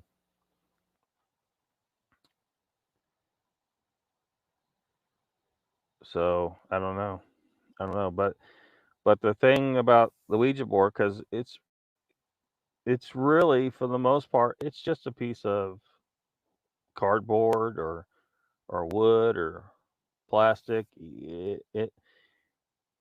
This thing, and if you want to try and understand talismans better, like that's another thing that Ken Wheeler talks about and how this stuff works. It's more about what your intention is, what you're going to use this object for, what you're trying to do. Anything can be a talisman. So you get a group of people around a Ouija board trying to use it to contact spirits. You're probably going to contact some spirits. um, However, if you don't ever touch the Ouija board, nothing's going to happen. It's the same as a firearm. That firearm will sit there and do absolutely nothing until someone picks it up with the intent of offing somebody. Then somebody's might get offed. But but yeah. So if any of this stuff is caught, I mean, it could be physical, illness exacerbated by the belief that they're going to have something happen. Because if you got stuff like this happening and then they've heard about it and then they play with a Ouija board and then they make themselves sick, there could be some psychosomatic aspect to this. So I think I read this one already. Mr. Lee says, "Lockbeard, do you know that in the 60s, the Ouija board, highest selling board game in America?" It seems like I've heard that, but yeah, I don't remember exactly, but it seems like I've heard that. At any rate, I mean, I think that in Colombia, it sounds like they've got an issue. Um, yeah, mass hysteria, very possible. I think you need to stop. Well, for one, why are there Ouija boards in school? I just made a comparison between a Ouija board and a gun. So if these kids are playing with this as if it's a toy, it's not a toy. it can be a tool that can be, used for some good, possibly. But for the most part, you're kind of opening a portal to where evil things can come through. So you just kids should not be playing with these things in general, and most people should not be playing with these things in general. But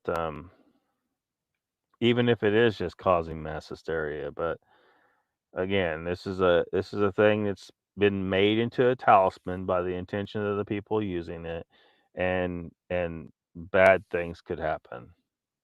And just like a firearm, a child should not be using a firearm without adequate training and supervision from an adult.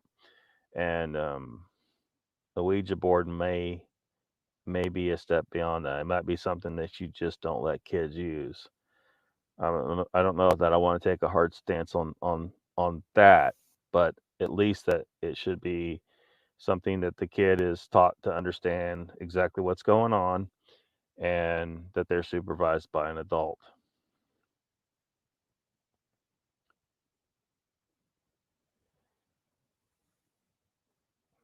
Lady in the woods says to Icon, "No, my last one." um, if you can get past me talking, there is some cool stuff at the end. Photos of the railroad. I think I already read some of this stuff. Billy Bob says, "Seeing quite a few dead people, and they never spoke to me. I guess I'm just unapproachable." Donald says, "Remember some girls in high school freaking out after using one in the study hall? Not sure what happened, but they were all freaked out." Yeah, it could just be in their mind in some cases, but look, I know a lot of people are not very open minded to the spiritual aspect of the universe, but it's a real thing. And playing around with an object such as this that allows you to, your focus your intentions, and you're trying to contact the spiritual realm, and you might be after good characters, but guess what? You open that portal and bad things will try to get through. And sometimes you're talking to something you don't know what it is. You do not know for sure that you might contact an entity and say, "Hey, who are you?" And they might give you a name, but they might be lying. How do you know? Dealing with an issue. The jar of cherries I grabbed for my ice cream turned out to be calam. What the hell? Oh, you got a serious situation. Kalamata olives. Miss Lee says, "Extreme Billy Bob. I've had a few scream at me right in my ear. No talking though. No bummer, dude." Yeah, yeah. You want cherries, not olives. Bill Boss says there's an old cemetery about 150 feet from my house. They never visit either. Well, I mean, if you're not, very open to it, or they're just not like, all spirits aren't trapped, right? Because ghosts are trapped. They're having a problem. They're not supposed to be here. Something went wrong. Something went horribly wrong. They're not supposed to be here, right? Because otherwise there would be so many ghosts. Everybody would run into ghosts, right? For the most part, they move on, but sometimes something of them gets trapped and it's not supposed to be. They're confused. It's just like I used to have a copy of the movie The Others, where the whole movie, you're thinking that this main character, is experiencing ghosts in her house, and what it turns out in the end is that she's the ghost, and she didn't realize it. And that's the problem. A lot of these people, they don't realize it. They're not These ghosts do not realize that they have passed. So that's why you'll see them, they're repeating the same thing over and over and over again. They're stuck in like a feedback loop or something, where they haven't it hasn't sunk in that they're dead, you know. So Mr. Lee says, Billy Bob, my mom said she would haunt me, but I haven't seen her yet. I have a dog ghost, though. He's big. Well, dog ghosts are cool. Highly suggestible. Ruthless says, welcome, Ruthless. Yeah. Lady says, that is cool, Billy Bob. Live across the road from one. Same, no contact. Yeah. And stupid. People are suggestible and stupid.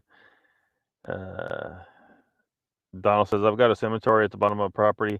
The newest burial in there is mid 1800s. Why don't you go down there with a spirit board, a Ouija board, or some other kind of talisman, and try to contact them, see what happens. No, you probably shouldn't do that. Probably shouldn't do that, man. Lady says, Donald, say hi when you mow. Maybe they'll say hi back. The ones by your house are 1870 to present. Ruthless says 15 kids taken to the hospital here after a bus driver gave them lollies. Turns out the kids are too many lollies given out by the bus driver. What? Turns out the kids are too many lollies given out by a bus driver. Ate too many. How's them olives and ice cream? Mr. Lee says, Donald, you sure take a camera to a cemetery, you might catch some ghosts on them.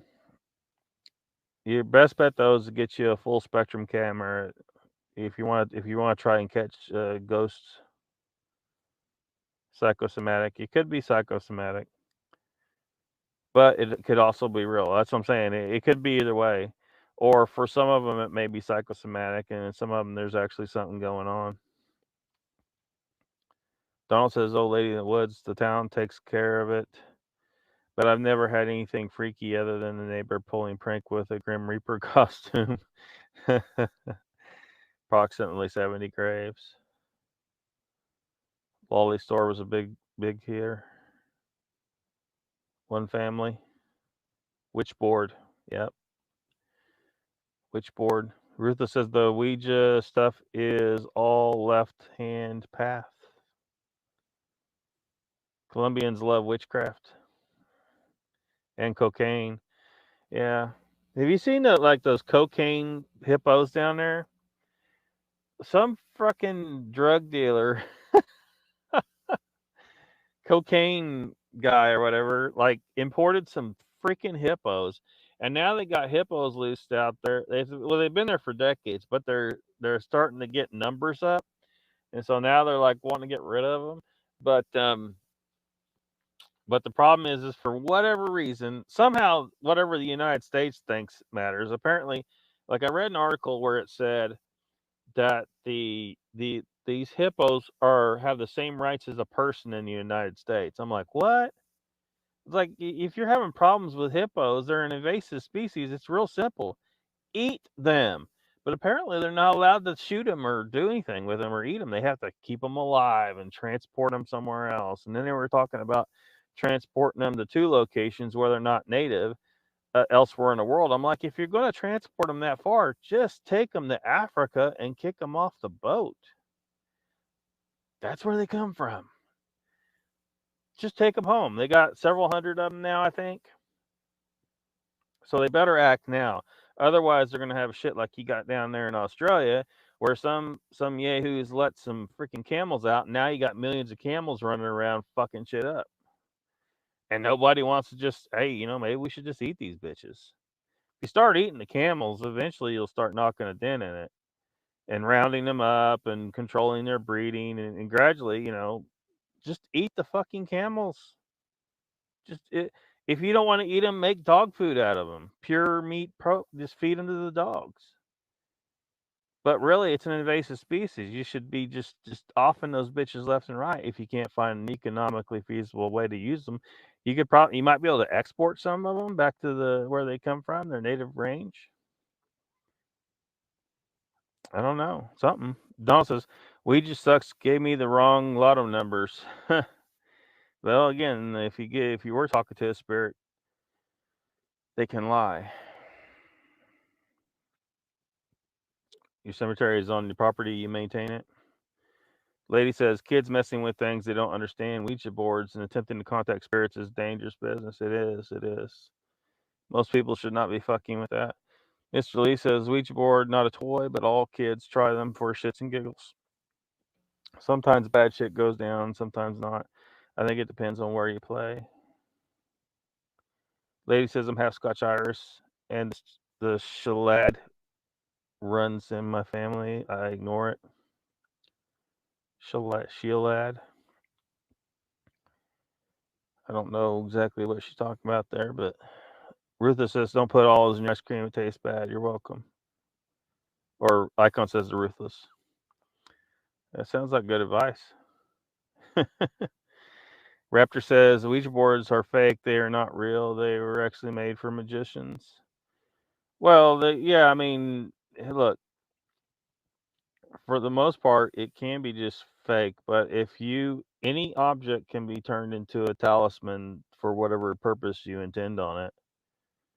So, and since that's what people tend to do with the Ouija boards, is they're trying to contact spirits, and invariably, a lot of people end up actually contacting some kind of spirit, some kind of entity, not necessarily just a dead person. Sometimes just things that exist in that realm that you probably don't want to communicate with or have any dealings with at all.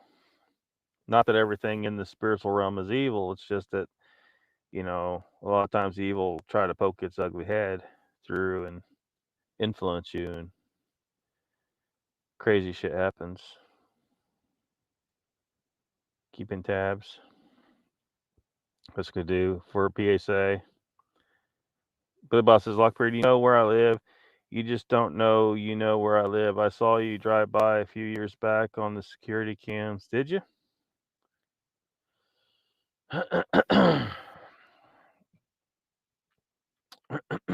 Well, now I'm wondering now. I'm on your security cams? You in Grove? Mr. Lisa's Raptor, that's debatable on many levels, just saying.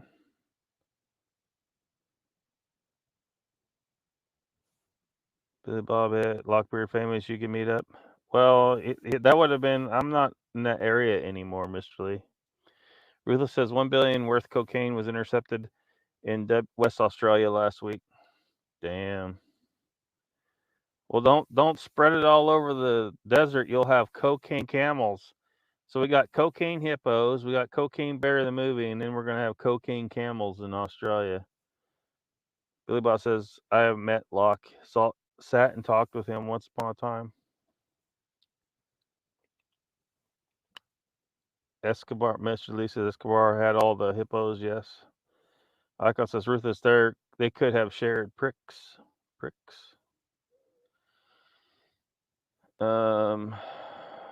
Whole thing is hilarious. I should send you a link. You smoke camels. That's as far as it goes. Yeah. Lotto's a scam. Yeah. Camel smokes are badass. How far behind am I in the chat? A couple minutes. Not too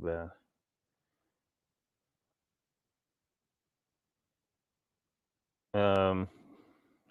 Lady says when you get here, the Shilada equals second sight. Hollywood is full of meat talisman. Yeah. Lucky Strikes. Used to smoke Benson and Hedges. Please do. I have to get to your other email. Yet just sent you one a bit ago. Yes, Grove. Yeah, I mean, I liked Grove. There wasn't much. Just wasn't the proper economic opportunities for me. Where you live, Lucky Strikes where you live. Ruthless says, "Oh, there's more. There's more.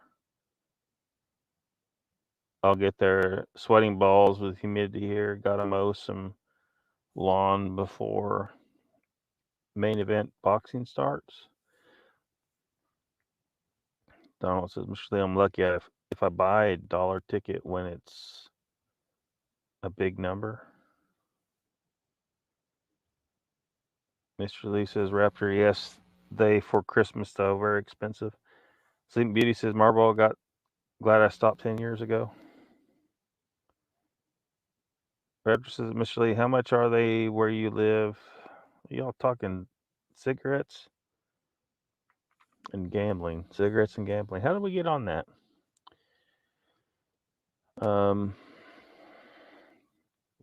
What else I got?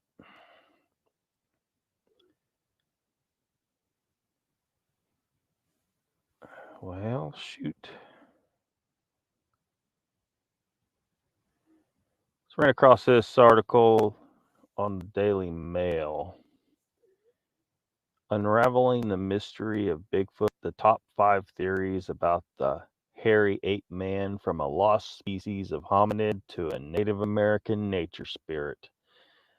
The legend of Bigfoot mainly dates back to a small U.S. news item published in 1958. Since discovery of these hoax footprints, many theories have been put forward. And as you can see, this came out today. Bigfoot has long been considered a combination of folklore, misidentification, and hoax. But one thing is for sure, the idea of a prowling, hairy ape man has captured the public's imagination for nearly 70 years.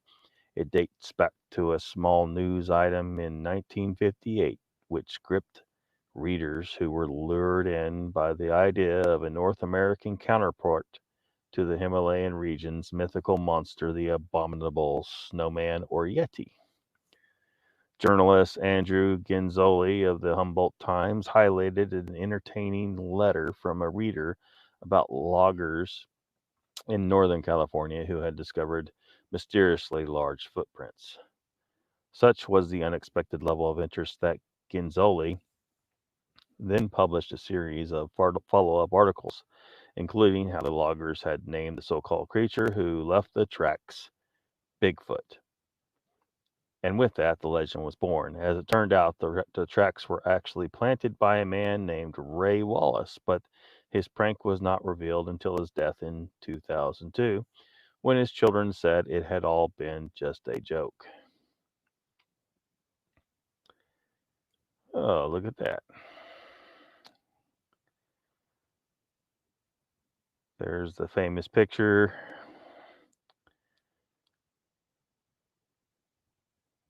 Video, Patterson Gimlin film.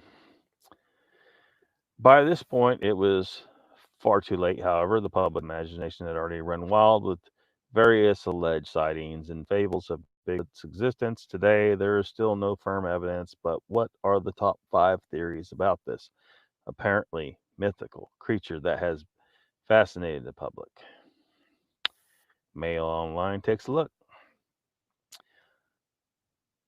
They're calling these theories, this is all really hypotheses. So, but that's what they're saying. One is that Bigfoot is a lost species of hominid. 10 years ago, it was reported that genetic testing had confirmed that Bigfoot was a human relative that arose some 15,000 years ago. The announcement made national news and stemmed from a press release issued by a company called DNA Diagnostics about the work of a Texas veterinarian. The study by Melba S. Ketchum also suggested that such cryptids had sex with modern human females, which is what resulted in hairy hominin hybrids. Our data indicates that the North American Sasquatch is a hybrid species, a result of males of an unknown hominid species crossing with female Homo sapiens, Ketchum said in a statement. The research was titled Novel North American Hominids, Next Generation Sequencings of 3 Whole Genomes and Associated Studies, and was later published in the De Novo Scientific Journal. It took Ketchum and colleagues 5 years to study 111 samples of alleged hair, blood, mucus, toenail, bark, scraping, saliva, and skin that had been collected from more than 30 sites around North America. The result, some were not consistent with human or any known wildlife hairs after being compared to the likes of dogs, cows, horses, deer, elk, foxes, bears, coyotes, and wolves. Not only that, the report claimed, but DNA analysis showed two distinctly different types of results. The mitochondrial DNA was unambiguously human, while the nuclear DNA was shown to harbor novel structure and sequence. The data conclusively proves that the Sasquatch exists as an extant homo hominin and are a direct maternal descendant of modern humans. All very exciting. The problem, however, is that critics later explained how any of these samples could have been contaminated and therefore thrown up the erroneous results that they did, perhaps even by being touched by the humans who found them. Another issue is the journal the research was published in. Not only was it one that nobody had heard of, it also turned out that no other studies, articles, papers, or reviews had been published in it. Ketchum's was the only one. It later emerged that she had set it up because no peer reviewed scientific journal would accept her study and charged people $30 to view the article. All in all, a nice theory, but ultimately a cautionary lesson in bogus scientific research.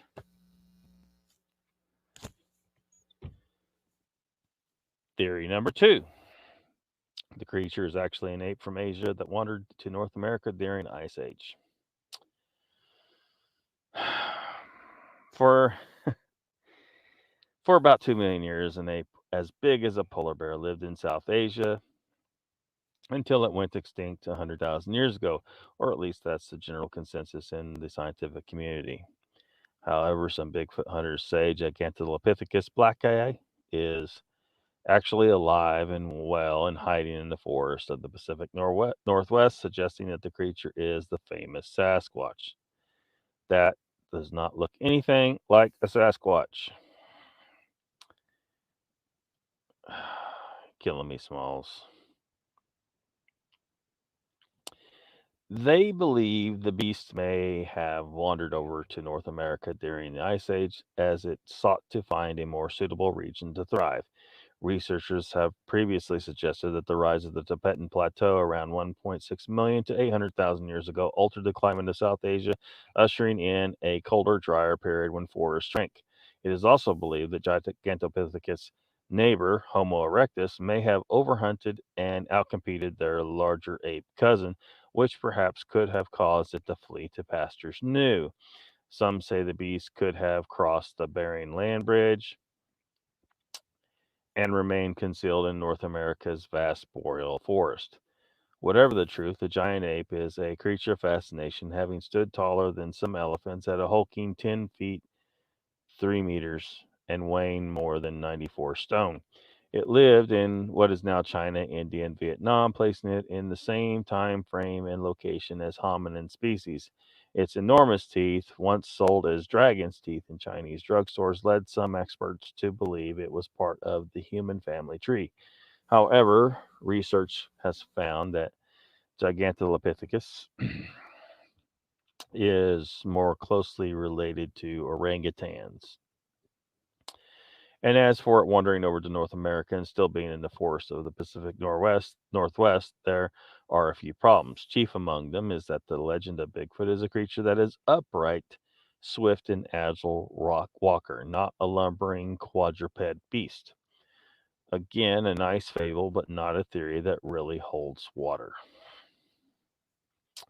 Theory number three, Bigfoot is among at least 2,000 ape men walking upright in North America's woods today. Bigfoot is often portrayed as a lonesome, singular creature in popular culture, but what if the monster is among at least 2,000 ape men walking upright throughout North America's forest? That is the theory of some Sasquatch enthusiasts. It would certainly explain why the creature has reportedly been spotted in just about every state across America. From California to Washington State, Utah to Mississippi, thousands of people claim to have evidence of Bigfoot's existence. The problem with this is that none of it is in any way conclusive. And yes, in one respect, having 2,000 Bigfoot creatures would be more plausible in that it would show the species could procreate and still exist today. After all, for Bigfoot to be viable, it would need to have a population large enough to avoid inbreeding and low genetic diversity or else face extinction. But if that were the case, surely there would have been a more compelling example of a Bigfoot monster by now. A body, a tooth, an indisputable picture. Yet another theory that doesn't cut the mustard. Theory number 4. The monster is a Native American nature spirit.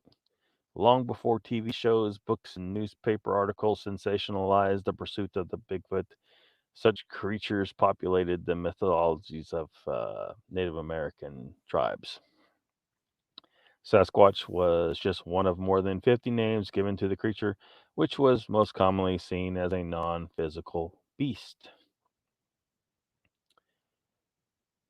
Some tribes purported to have seen Bigfoot transform into a nature spirit, such as a wolf, while others are of the belief that the creatures have psychic abilities.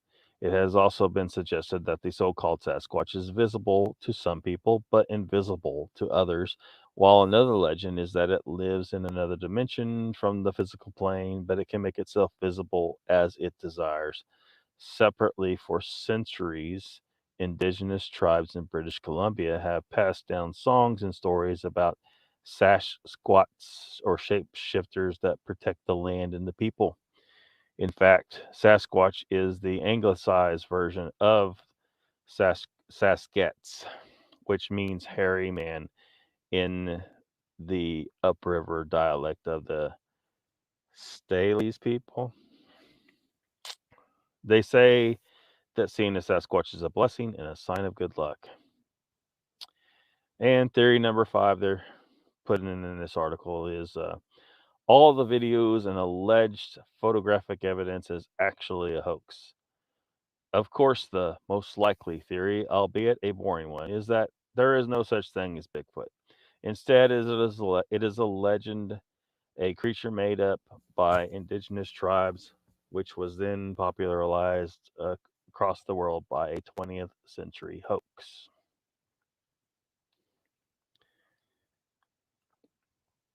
Um, so there's some snaps from the Patterson Gimlin footage that seems really really hard to call fake, but yeah.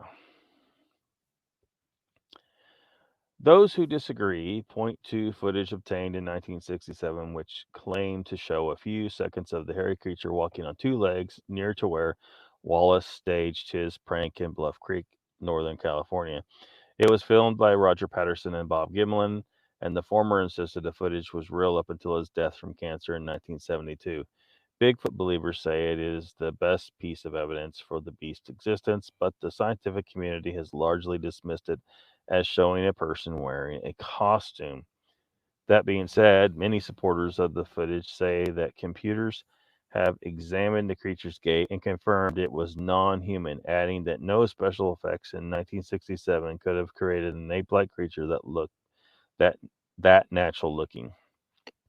So for now, Bigfoot's existence is still a bone of contention. There will always be those who believe the creature is real. It's just a question of waiting for the next theory that either proves or dispels the legend one way or another.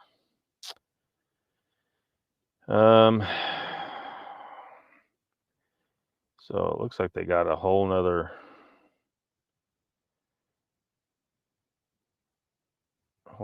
article down here concerning Bigfoot almost.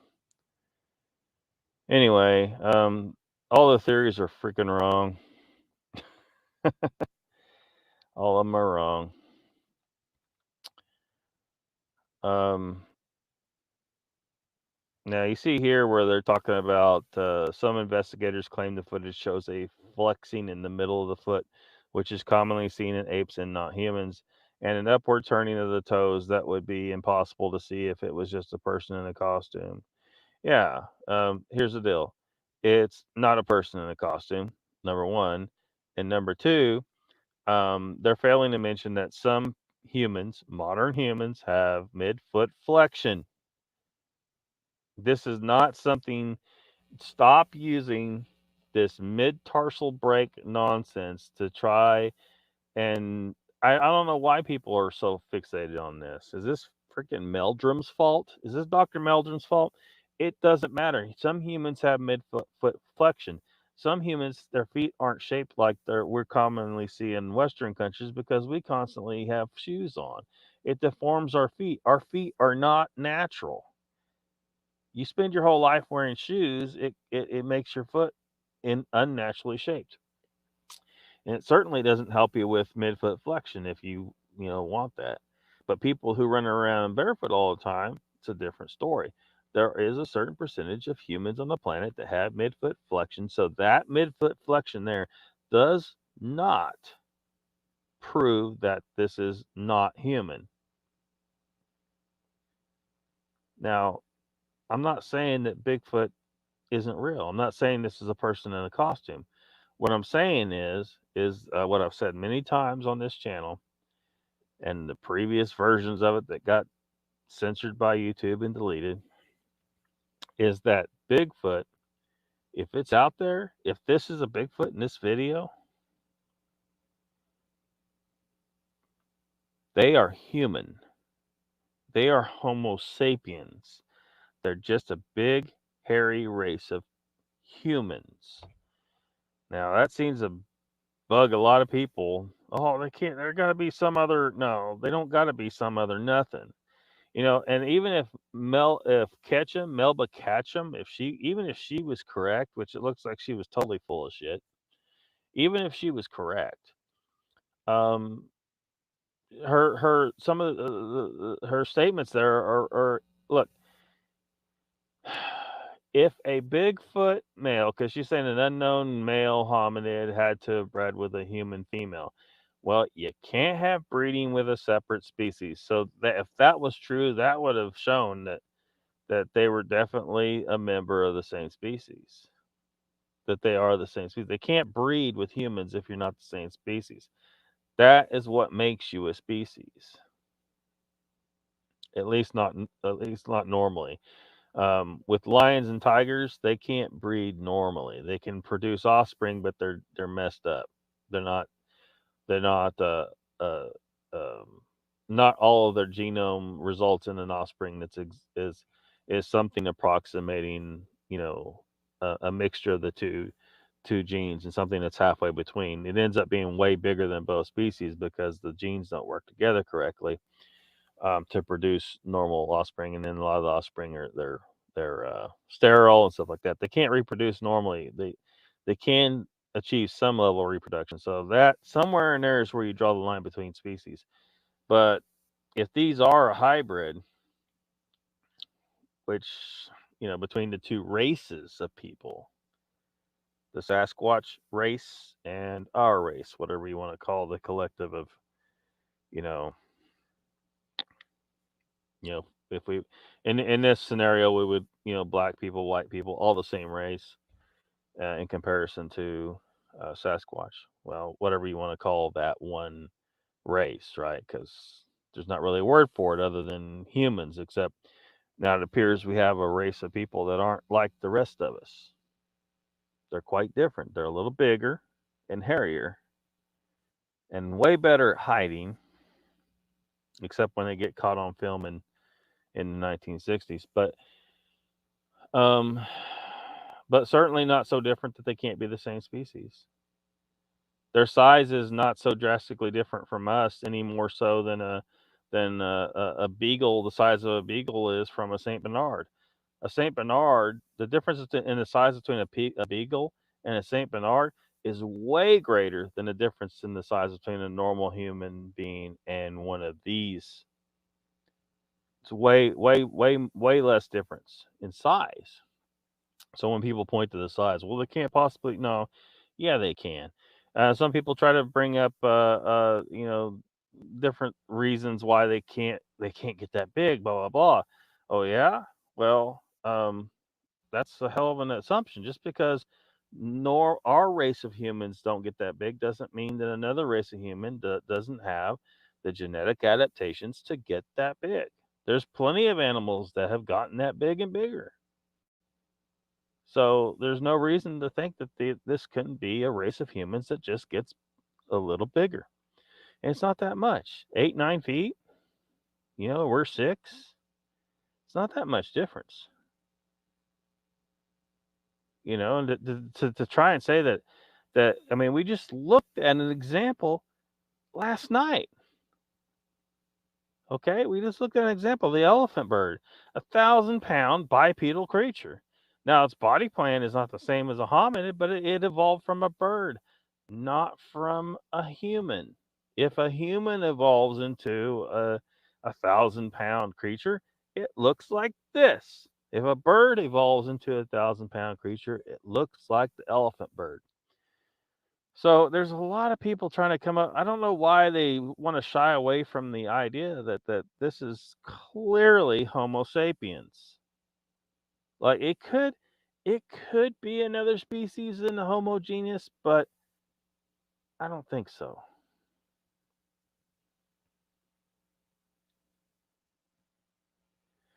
See if I can see how far behind in chat I am.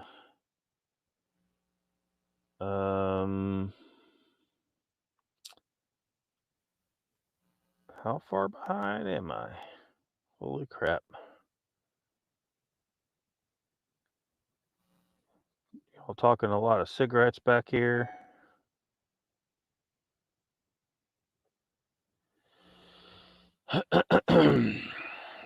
um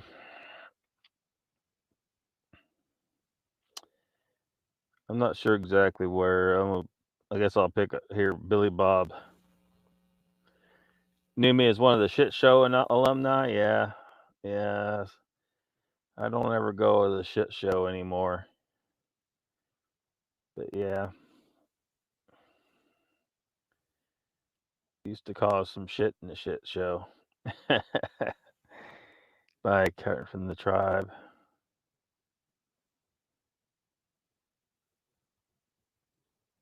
And I don't know this much about cigarettes. I've never been a smoker.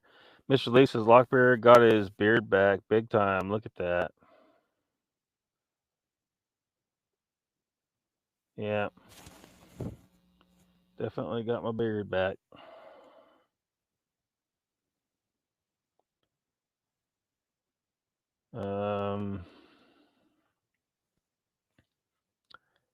US dollars.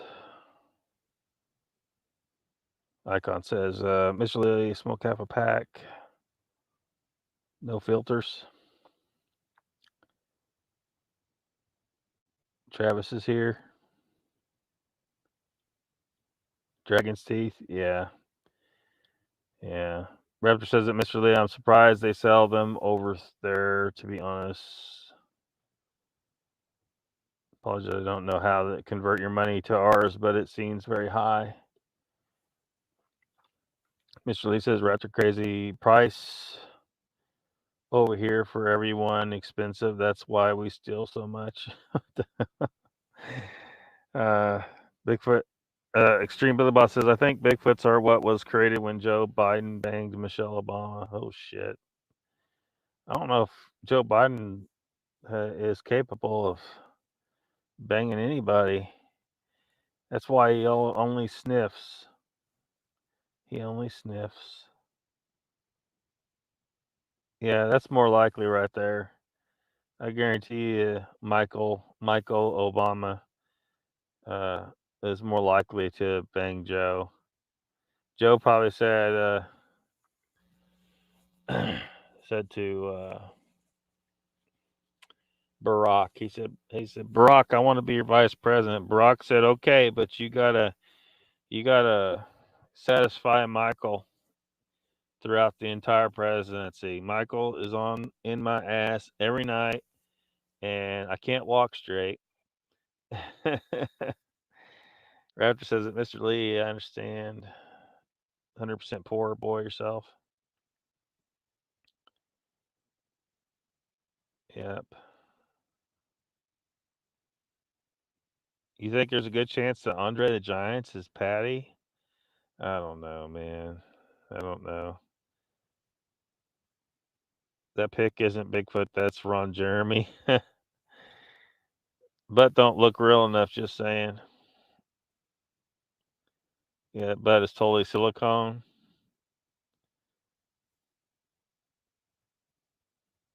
Mr. Lee says, I got terrible feet. My little toe doesn't touch the ground. I'm deformed. Another good reason to go barefoot. Yeah.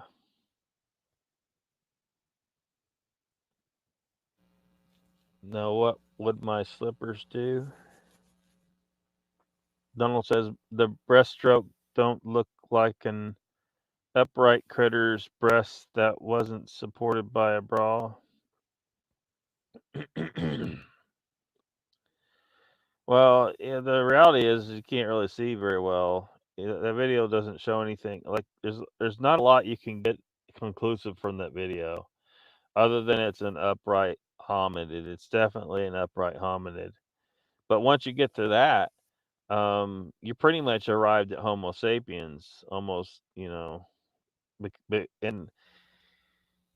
it would be a long, involved conversation trying to explain why I say that, but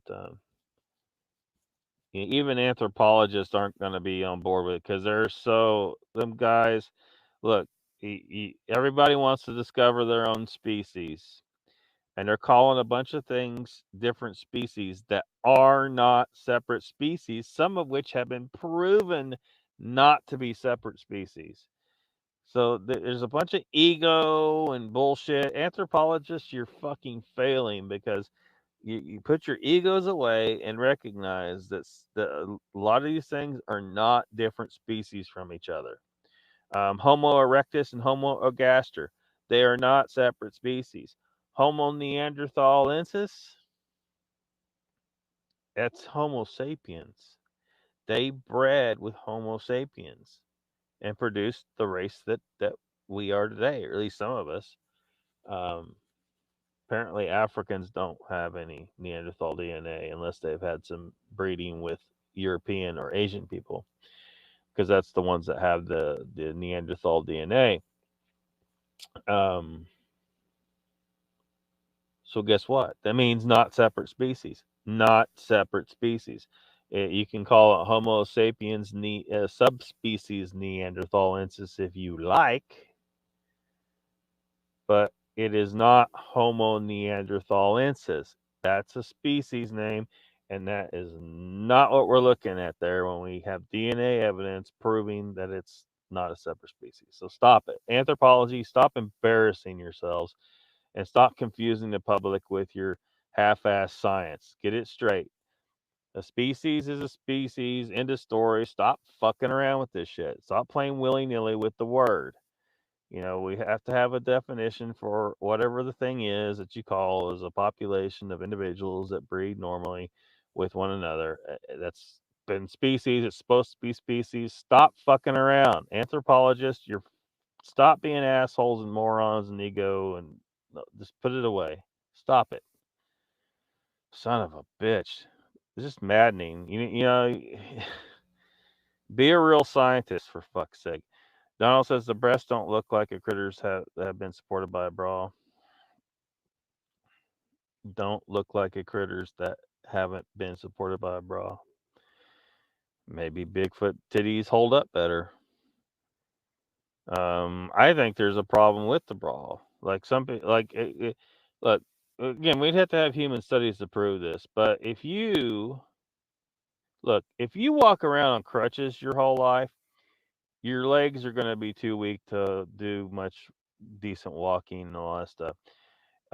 Maybe those titties would hold up better if you weren't helping them hold up half the time. Maybe they wouldn't droop so low later because as soon as you take your bra off, because you got to take it off, your tits been held up all day long. They haven't had to hold themselves up, and then you take the bra off, and they don't have the fitness to hold themselves. You know what I'm saying? Do you see what I'm saying here? Bras are probably a bad idea. Like, who hell thought of that shit? It's probably a bad idea.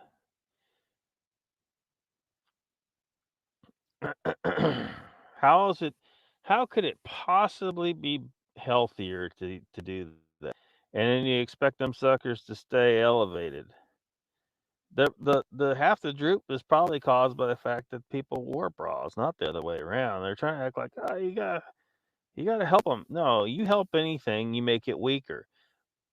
This should be basic thing, right? You help animals in the wild, and you sabotage them. In order for them to stay the most fit, you should not help them. But anyway, the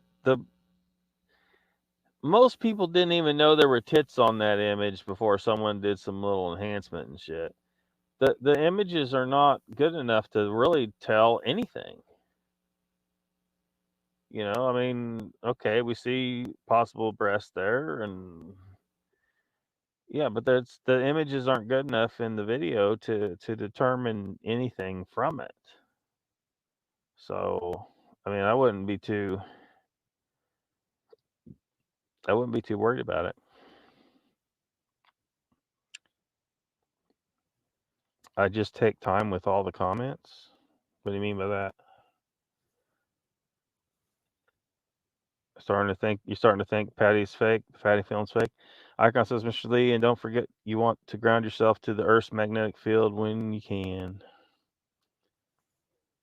Lady says people shy away from the idea of Bigfoot being human because they would have the same rights as we do, and the political types aren't ready to deal with that. Yeah, I don't think. Well, I think it's beyond that. I think the government full well knows, and right now they can get away with serious human rights violations if they have some Bigfoots in the area, and then they want to develop it or something, but they don't want people to know they're there. They don't want you to know that they're about to.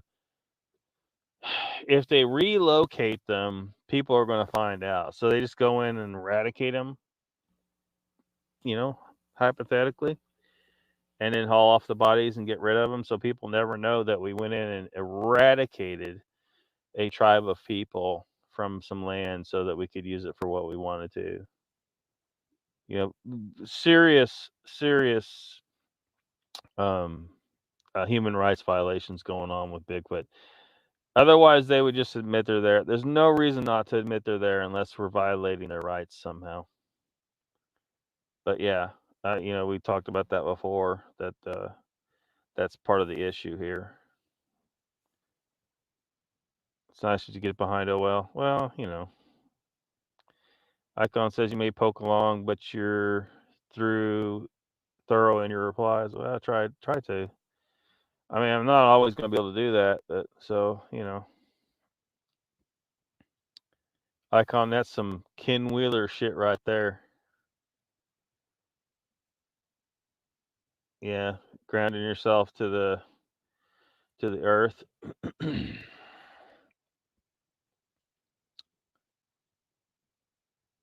Brock watched. Yeah. Lady says, Mr. Lee, Icon is right. Bare hands and feet in the soil is good for people. Yeah. Or just go jump in the lake. You'd be grounded as hell. Hands, feet, every inch of your body, balls deep, dick grounded, everything grounded. Just go swimming in a lake or a river or creek or something. Can't ride motorbike in bare feet. Raptor says, Lockbeard, I said this on the other channels, but I'm a troll and everybody ignores me about Bigfoot being part human. Well, a lot of people they don't like the idea, and I think the Bigfoot community is actually being manipulated in this regard, being steered away from the idea that they're human at all. They don't. Hell, this may be an aspect of why YouTube's on my ass so much. Is one of the things that I say on here that's I think it's very likely to be true, is that Sasquatch is not a hybrid like Melba Ketchum said. It's not it sure as shit ain't got Gigantopithecus. It's not. It's not even like I don't even think it's part human. I think Sasquatch are 100% the same species as we are, Homo sapiens. So we have another race. We have another race of people out there. We have black people, white people, Asian people, and Bigfoot. And it seems like Bigfoot's better at us at a lot of shit, like hide and seek champions of the world, possibly more intelligent than us. They managed to stay out of the way of us pretty damn good. If we're so smart, why do we still have most people don't even believe they exist? They stay hidden well enough that most people don't even believe they exist. That's some good shit, you know. But I think the government does know. Donald says apparently StreamYard doesn't delete my messages. I take them myself. Um, I don't know. Did you take? If you took it, well, I guess you take it down on YouTube, but it's over on StreamYard. So just because it's taken down on YouTube doesn't mean it goes away on StreamYard. Yeah, Mr. Lee says Raptor crazy. You are not ignored, man. Yeah, that's it. Gonna find me a baby, a lady big feets. You wanna willy nilly? Yeah. Exercise those titties. Yeah. If they don't have to hold themselves up, of course they're gonna droop as soon as you take the bra off. Mr. Lee says my girlfriend doesn't wear a bra. No need to. Is she petite? Real petite? No droopage? Yeah, date the petite girls, guys. The bigger they are, the more they'll droop. If she got Dolly Parton size, you'll either need to keep paying for maintenance surgeries or just accept the fact that them suckers going to head south of her belt line when she gets old. You look at other primate titties that are down below the belly button. The girls in National Geographic are like that too, Donald. Maybe they were saggy pecs. They could have been. Donald says, "Do you think Dogman has like 8 titties for a full litter?" Fuck, I don't know. If Dogman was real, um, maybe I don't know. Vault breastfeeds the Dogman. Does he? Donald says Vault gets reach arounds from the one he calls One Eyed Willie. um, Icon says Bigfoot said F domestication. That's why. Yeah. Well, it's made us weak, right? It's made us weak. Um, we're not able to withstand the elements near as well as we used to. You could try to build up your resilience, and you could be like Wim Hof, for example, who's been able to. Well, I don't know how many world records he's got now, but where of cold resilience, sitting in ice water, training his body to withstand the cold better. Humans had that ability as a normal thing back in the day, but somebody invented fire and clothing, and next thing you know, started to become dependent on these things. Is that good for us? And I think not. Bigfoot's like, nope, no fire, no clothes. They just got, you know, big, massive, and hairy, and they just can run around in the freaking cold ass winter and not have a problem. Mr. Lisa's Lockbeard just saying something weird going down, very unusual.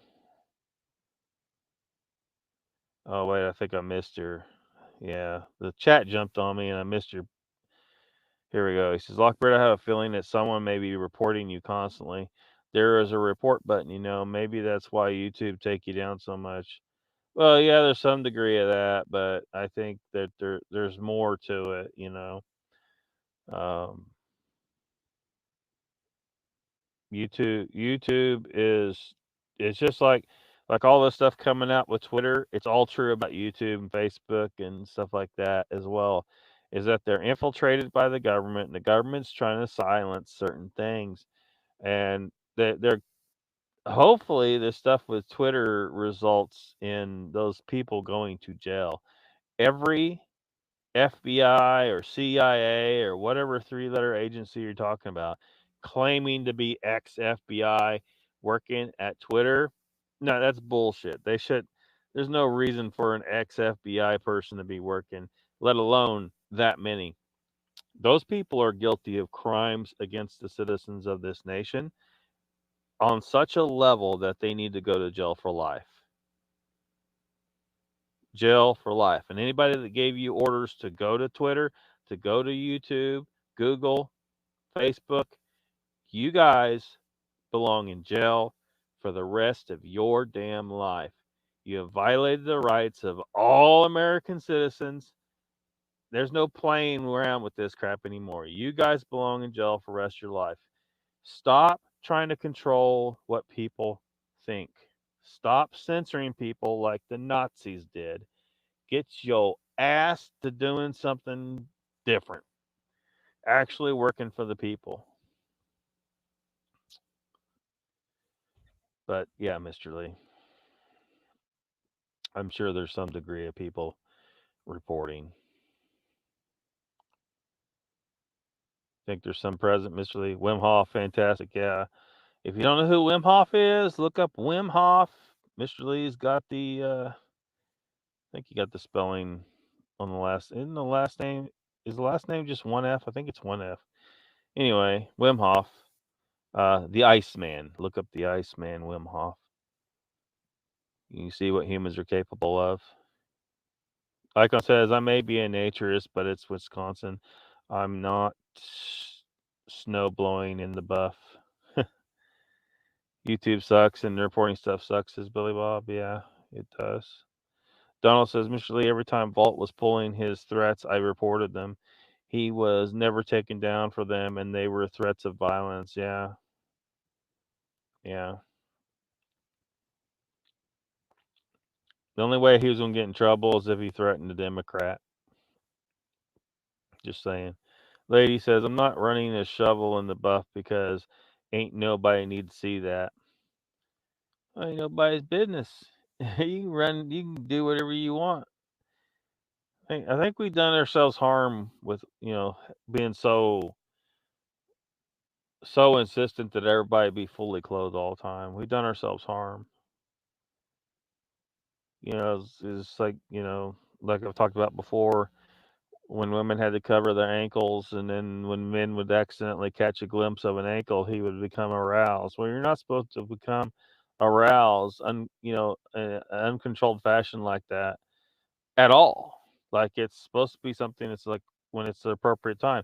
Humans ran around butt ass naked in the wild for millions of years, and it wasn't that you think they were like aroused all the time because there were naked women all around them? No, no, they became aroused at the appropriate time.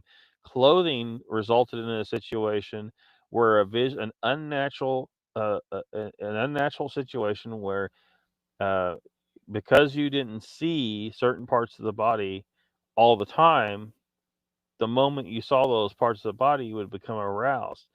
That's an unnatural reaction right there. You're not supposed to see a vagina and and become aroused. You're only supposed to become aroused when it's time for you to breed, right? And naked people were running around each other all the time, and they weren't breeding all the time.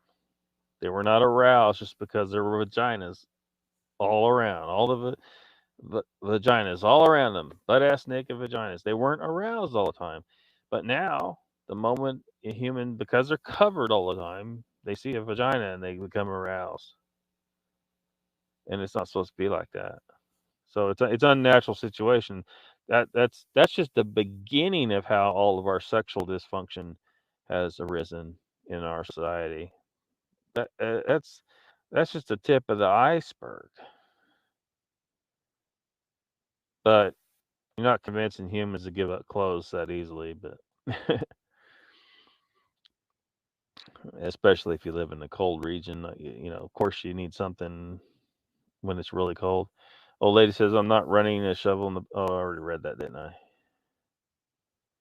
Mr. Lee says, "Donald, I don't know, but it can't be right. What happens to Lockbeard?" There's probably some of both, Mr. Lee. Some of both.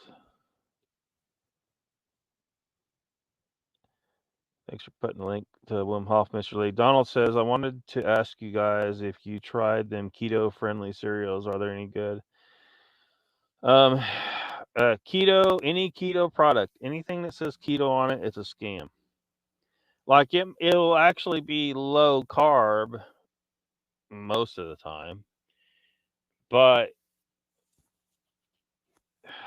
it's got things in it you shouldn't be eating. Maybe seed oils, maybe soybean in it. Well, plants at all. I mean, most of that stuff's got some kind of plant in it. You're dealing with artificial sweeteners that are poisonous. Uh, you'll see sucralose and aspartame and these kind of things in there. You should not eat that stuff. It's poisonous, and so just stick to real food, man. You know, get some ground beef and mix it with some crushed up pork rinds and like grind it up really good. If you do that, grind up your pork. Use ground up pork rinds as a substitute for breadcrumbs. Mix that with some ground beef and put a little cheese in there. Mix some egg in there. Make a meatloaf.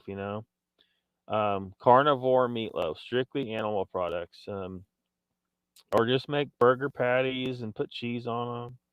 Make some steaks. Um, get your get your slow cooker out. It's a lifesaver. Like, cause throw a pork butt in there. Do not trim the fat off of it. Just throw a pork butt or a pork shoulder in there. Cook you up a big mess of pork meat, and just you can eat on that for a few days. Because you're talking about 5 to 8 pounds. Make sure like my pork. I have to make sure it's 5 pounds, um, no more than 5 pounds because it won't fit in my crock pot. But or get you a bigger crock pot. Doesn't matter. Or corned beef. I know corned beef's a little expensive, but uh, throw some corned beef in your crock pot, man, and chow down on that, and uh, eat animal fats and protein. So some people want to get rid of the dairy too, but dairy's still animal fats and protein, so it's okay for a lot of people. Cottage cheese, sour cream, butter, and cheese. But watch out for the keto products, man. They're way overpriced. They're charging you this huge amount of money. Find an alternative. Do you really need cereal, right? Do you really need cereal? Probably not, you know. Um, if you're looking for something crispy, because a lot of people they want something crispy, and um, learn how to make them chaffles, man. Get your waffle maker out. Like most people have one. Get your waffle maker out and then just put some cheese on there mixed with a little egg. So once again, animal fats and protein, you make this waffle, this cheese egg waffle thing. Some people mix their crushed pork rinds in there. Boom. Then you could take that and use it for bread for a sandwich. Or you can learn to make a keto or even a carnivore version of cloud bread and make sandwiches like that. But ultimately, keto is not what humans are designed to eat. Carnivore is what humans are designed to eat. But that's why keto it does so well to help people get healthier because it's getting closer to carnivore. At least you're getting rid of the majority of the carbs. Um, Billy Bob says, yeah, vagina is boing. Yeah, it's not supposed to be like that.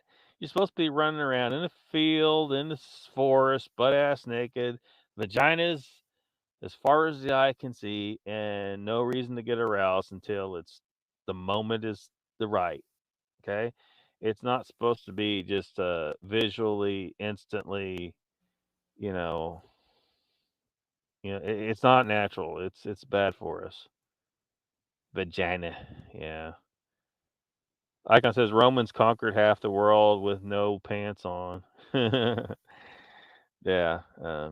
Lady says Donald, oats are not horrible with carbs. Half cup has about 20 carbs and lots of soluble fiber. Yeah, but the fiber is bad for you. I know a lot of people still believe fiber is good for you, but fiber is absolutely not good for you. It's bad for you. The requirement for humans to eat fiber is zero. No fiber. Zero. It's bad for you. You just have to. For those of you out there who don't believe that yet, you just got to look into it more. I mean, maybe one of these days we could try to take a deeper dive and actually look at some of this, but trust me, just trust me. Just listen to Lockbeard, right? Um, or go to some of these carnivore channels and find out. Go talk to Dr. Sean Baker. Go talk to Dr. Chafee. Go talk to Dr. Kim Berry. Go talk to Professor Bart K. All these guys will tell you that the requirement for fiber in a human diet is absolutely zero. We're not designed to eat. We're not designed to eat fiber at all. It's actually harmful to us. Um, and no carbs, zero carbs. We're supposed to eat any carbs. Beef curtain, plain old roll oats. Yeah, don't eat that stuff. That's poison. Donald says, yeah, but oats are not keto, old lady. Oats are not good for humans to eat at all. They're poisonous. They are absolutely poisonous. Lady says keto is 30 to 50 net carbs a day. If you plan, you can eat oats and get benefits of soluble fiber. Again, fiber is poisonous. You don't need soluble fiber at all. Um, please go to check out Bart K, Ken Berry, Sean Baker, or Anthony Chafee. All those people will tell you the same thing. That you absolutely do not need fiber, soluble or otherwise. You do not need it, and it's actually probably not good for you. You're just packing your gut with just crap, just stuff you don't need. And you don't need any carbs at all in a human diet. Gluconeogenesis produces the exact amount of glucose you need. If you add anything extra, then now your body's got to get rid of it. Like it's just we're not hummingbirds. Hummingbirds are supposed to eat sugar water, basically nectar. But Mr. Lee says oats are poison. Yes, like cement in the body. Yeah, do not eat oats. Please do not eat oats. If you don't believe me, go look into those 4 guys I mentioned, and they'll all tell you the same shit. Or there's like hundreds of other people talking about some of this stuff. But do not talk to Saladino. That guy's not a real carnivore. He's a goddamn moron. Likes to steal other people's shit too much, and he's just a moron. Don't listen to Saladino. I mean, he's got salad in his name, for fuck's sake. Talk to Professor Bart K, Dr. Sean Baker, Dr. Ken Berry, Dr. Anthony Chafee, and then you'll get good information. Lady says they are not, Mr. Lee. They are one of the few grains that are grown without a ton of chemicals. It doesn't matter what chemicals you put on them. The fact is they're a plant and they're not a natural food for humans. Human eating oats is like giving bacon to a rabbit. Rabbit's not supposed to eat bacon. It's supposed to eat grass. Um, Giving oats to a human is like giving oats to a lion. Our evolution is very clearly, and everything about our physiology and the archaeology, everything, the isotopic data, everything shows that humans are made to eat meat, fatty meat, and nothing but fatty meat. We don't need any kind of plant. all the plants have some forms of natural toxins in it. So it doesn't matter what we spray on it, it's poisonous anyway because we're not supposed to eat it. If if a lion goes out and starts eating grass, he's going to have some health problems. Well, he's not supposed to eat the grass. He's supposed to eat the zebras that are out there eating the grass. The zebra's supposed to eat the grass. If the zebra turns around and eats some antelope, the zebra's going to get sick because the zebra's supposed to eat grass, not antelope. The cheetah's supposed to eat the antelope. Everything has its part. But the problem is the government has lied to us for so long about what we're supposed to eat that most people will fight tooth and nail to listen about this aspect of humans. I got a Dr. Sean Baker short that I'm gonna upload in the morning. Um, he's talking about this man who's 84, I think it was his age, that started to change his life and started bench pressing and all kinds of shit at 84. Because he went on a carnivore diet, he is properly feeding his diet because humans are designed to be carnivores, not omnivores, and certainly not herbivores. Um, we function properly and the best, and our health problems all go away if we go to a carnivore diet. Corned beef is awesome. Too damn expensive though. Old lady says, or any usually actually what? Oh, you talking about the chemicals? Yeah, the chemicals don't matter. Old lady says, yeah. Well, I think I just explained the best I can, Mr. Lee. I can only hope that she'll listen and go talk to those four guys. But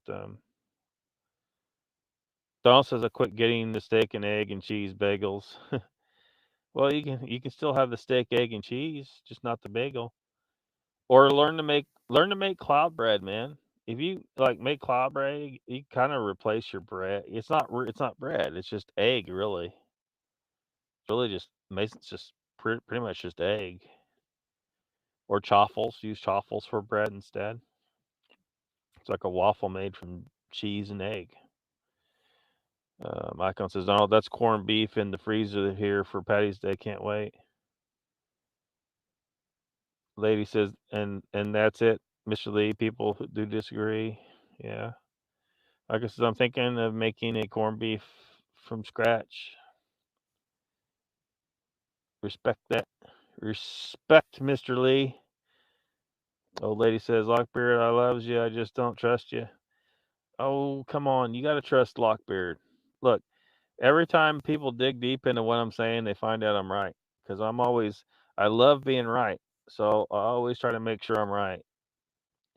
If I'm wrong, like I always say, if I'm wrong, prove I'm wrong so that I can be right too. Right? Because I like to be right.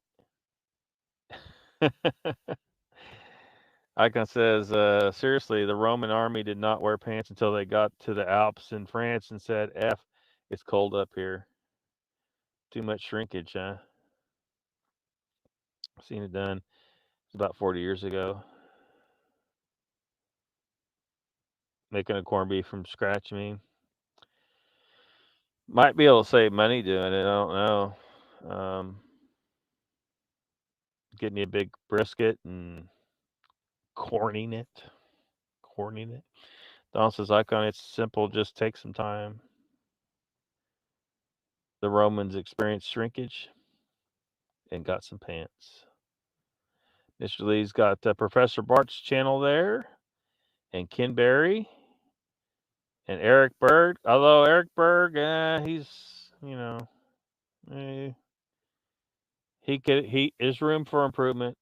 There's room for improvement, but Icon says, is gluconeogenesis anything like psycho alpha disco beta bio aqua dilute? I don't know what the hell kind of supercalifragilistic shit that's supposed to be, but I doubt it.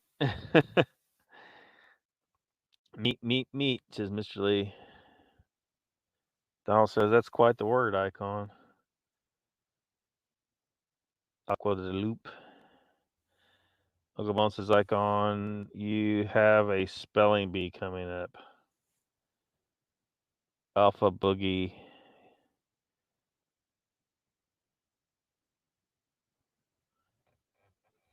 Old lady says, I am female. I will not listen another evolutional absolute.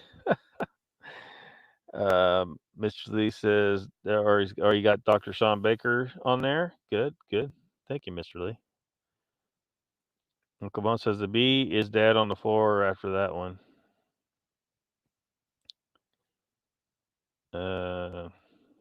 Can see that.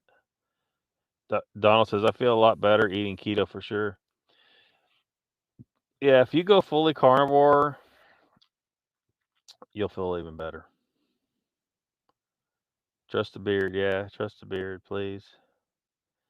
I haven't been sticking to it for sure. Like I eat carnivore part of the time, and then I'll mess up and eat some dumb shit, and then pay for it a little bit. Although I don't seem to have near as much problem most of the time, except with anxiety. I think the anxiety.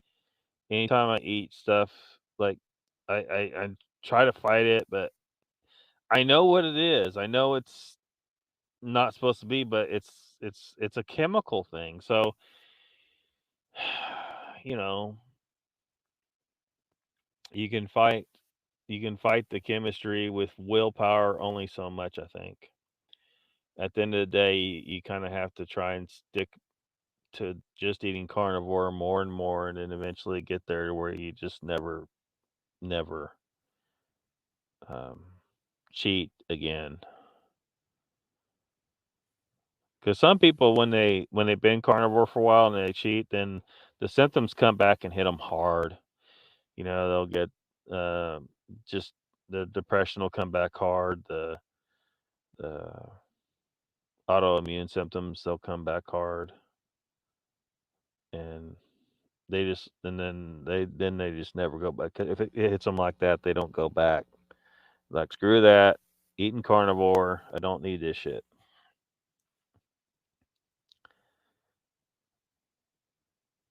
Icon says, "Here we go." What's that?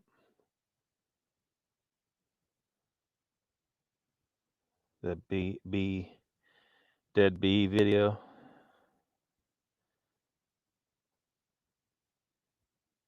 And y'all thought I was making words up.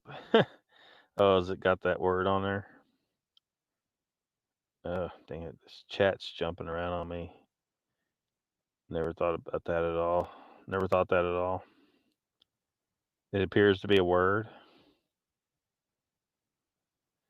Mr. Lee says, Lockbeard, I get anxiety in my chest in the morning.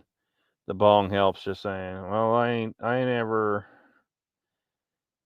I don't, I've made it to 48 years old without ever trying weed. I don't think I need to try weed ever.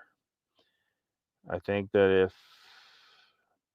if I'm getting too much anxiety, I just need to stay away from eating anything from a plant, which is what seems to be the cause.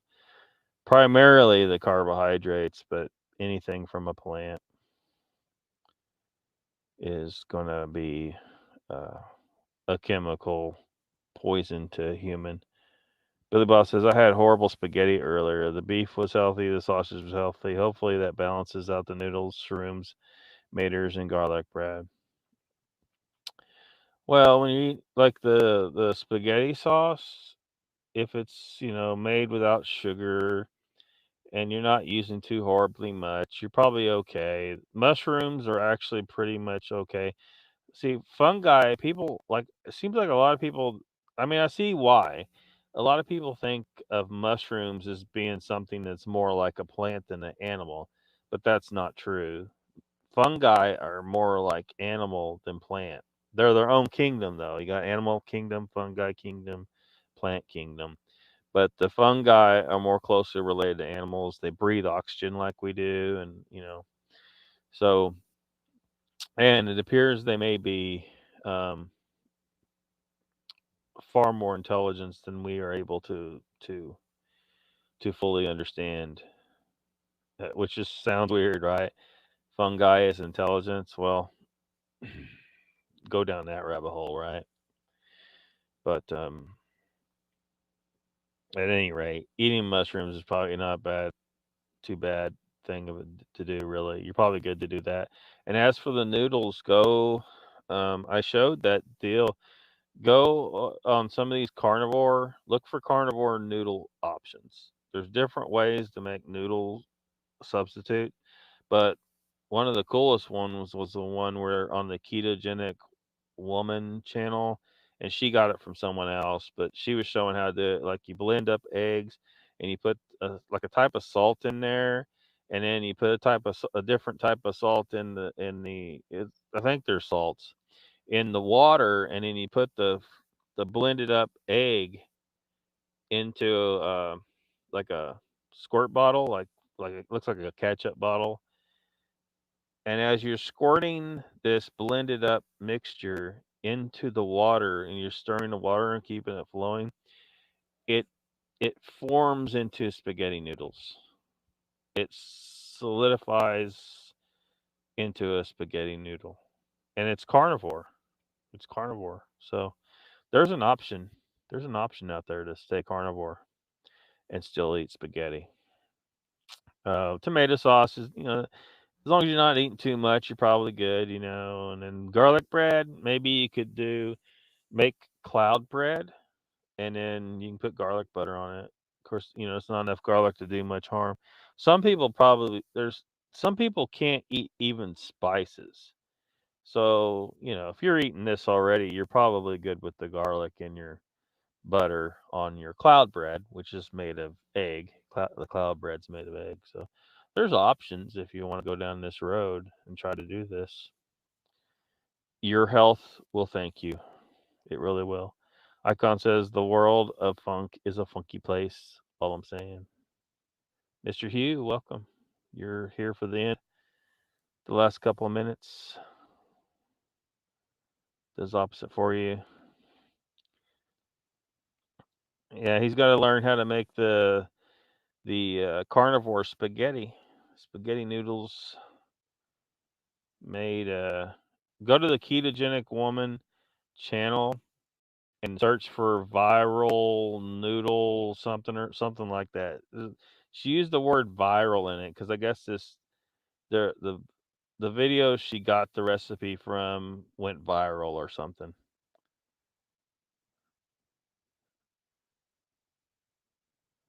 Everybody, when you go over there, say, "Hey, this crazy guy Lockbeard sent me over here." And your girlfriend gets paranoid if she has ganja. Yeah, makes a lot of people paranoid.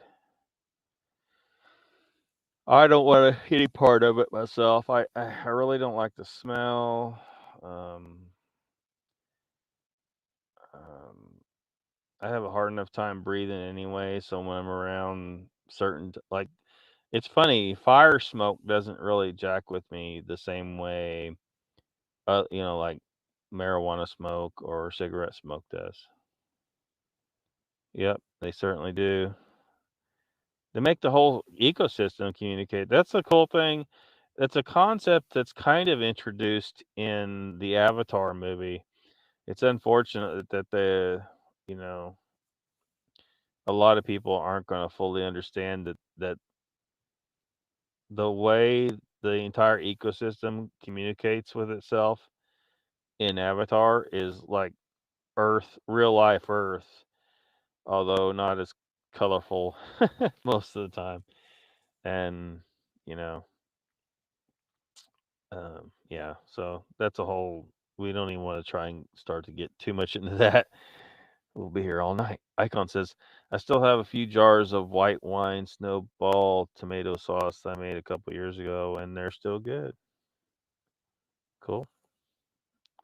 Canning is a lost art mostly. Yeah, more people need to get into canning if they, want clean food. Like if you go get spaghetti sauce at the store, you got to watch what they're putting in there.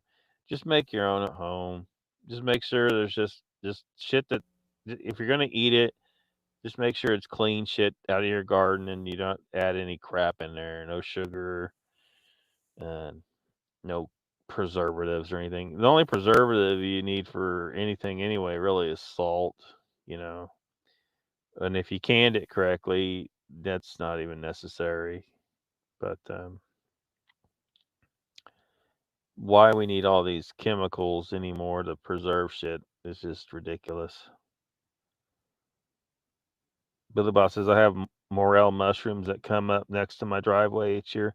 Most people have to hunt them. I just walk out to the garage. Yeah, that's nice. Good deal. Have at it. Eat them. Mr. Lee says I substituted noodles and spaghetti with zucchini.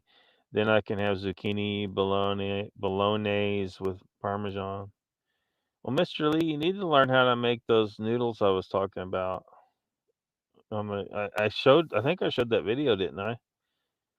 It's actual carnivore spaghetti. It looks like spaghetti. Icon says, old lady, it's hard to get canning supplies around here yet. Jars are just starting to reappear from the fall rush.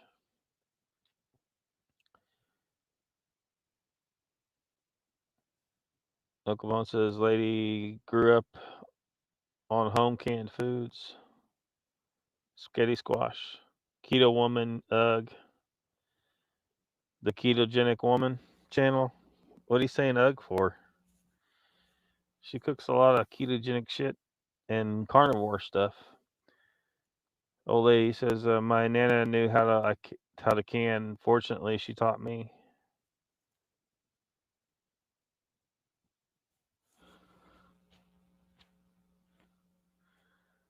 Not a fan of squash. Yeah, I mean, there's other options to use the carnivore versions of noodle substitutes. And you have my squash. I don't know if you want your squash, Mr. Lee. Jelly jams. Grandparents' candy venison was actually good. It actually was good, says Donald. Billy Boss says, to lady, I live on a 200-acre ranch. Next to my garage is the only place I have ever found morels on the property. There's supposed to be some ways to help um, uh, manage your land to increase the amount of morels you'll have. Like there's certain trees that morel mushroom, the fungus, has an association with. So, maybe you select out, if you have a tree that isn't morel friendly or associated, maybe get rid of it to make room for replanting a tree that is.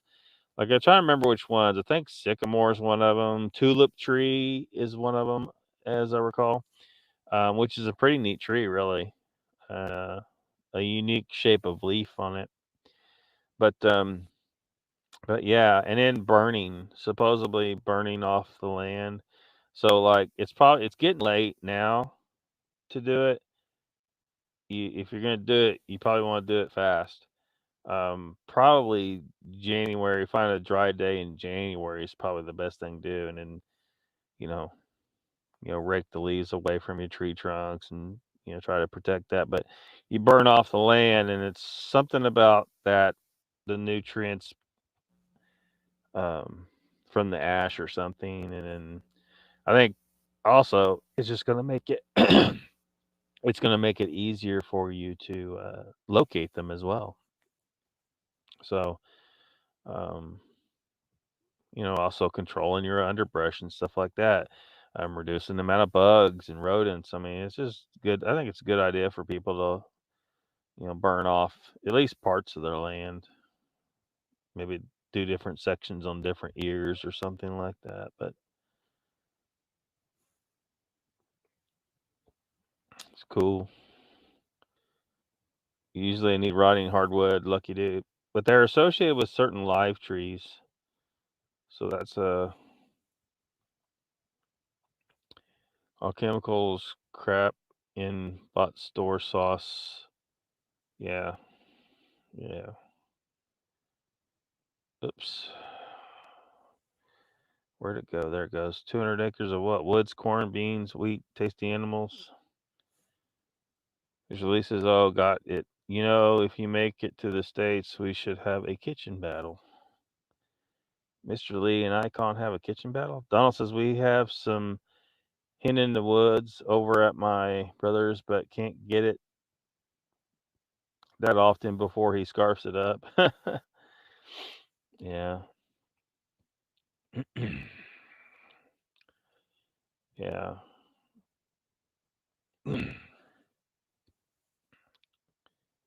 Bob says, they come up on a mossy hillside under a large sycamore tree. Yeah, it sounds about right. Yeah, you can look up. I don't remember all the ones. I think elm is one of the trees. Like there's certain trees that they're associated with, like they have some kind of symbiotic relationship with. So it's not just like they don't only just rot the wood. They have some kind of symbiotic relationship with some certain trees. Nice batch of hen in the woods on a tree. Might as well eat some of them. Pulled some out here. I've found a lot of different types of mushrooms. The last ones I ate were oyster mushrooms. There weren't that many, but you know, deer, wild turkey, woods.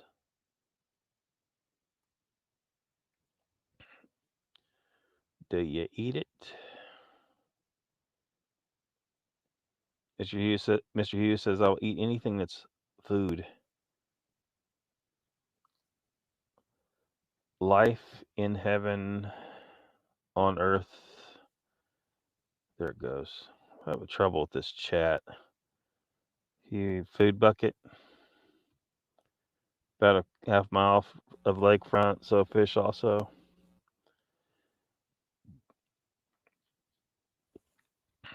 Like I says, Mr. Lee, you could make it a video segment frying an American BF. Do they taste as good as an English BF? Let's find out. Lady says, icon, Mr. Lee, new meaning to the phrase Bigfoot barbecue. Mr. Lee says, Lockbeard, pigs are the closest thing to human, apparently. They should have keto diet too. No, pigs are not the closest thing to human. No. You're forgetting about all the great apes and stuff like that, Mr. Lee. Chimpanzees, which are mostly herbivores, but they do eat some meat. And then a little further from us is gorillas, which eat nothing but leaves. We are very adapted to a totally different eating style than the rest of the great apes, and we're not closely related. I mean, define closely, you know. But pigs are not the closest thing to humans. That would be chimpanzees. Pasture raised pigs, slop fed, taste best. Grab some of them. Video coming. Better be ready. Lady says I didn't find a squatch, but I did find dinner. Nettle, plantain, shrooms. Icon says, Mr. Lee, can't wait. Your trailer is wicked tits. Here he goes.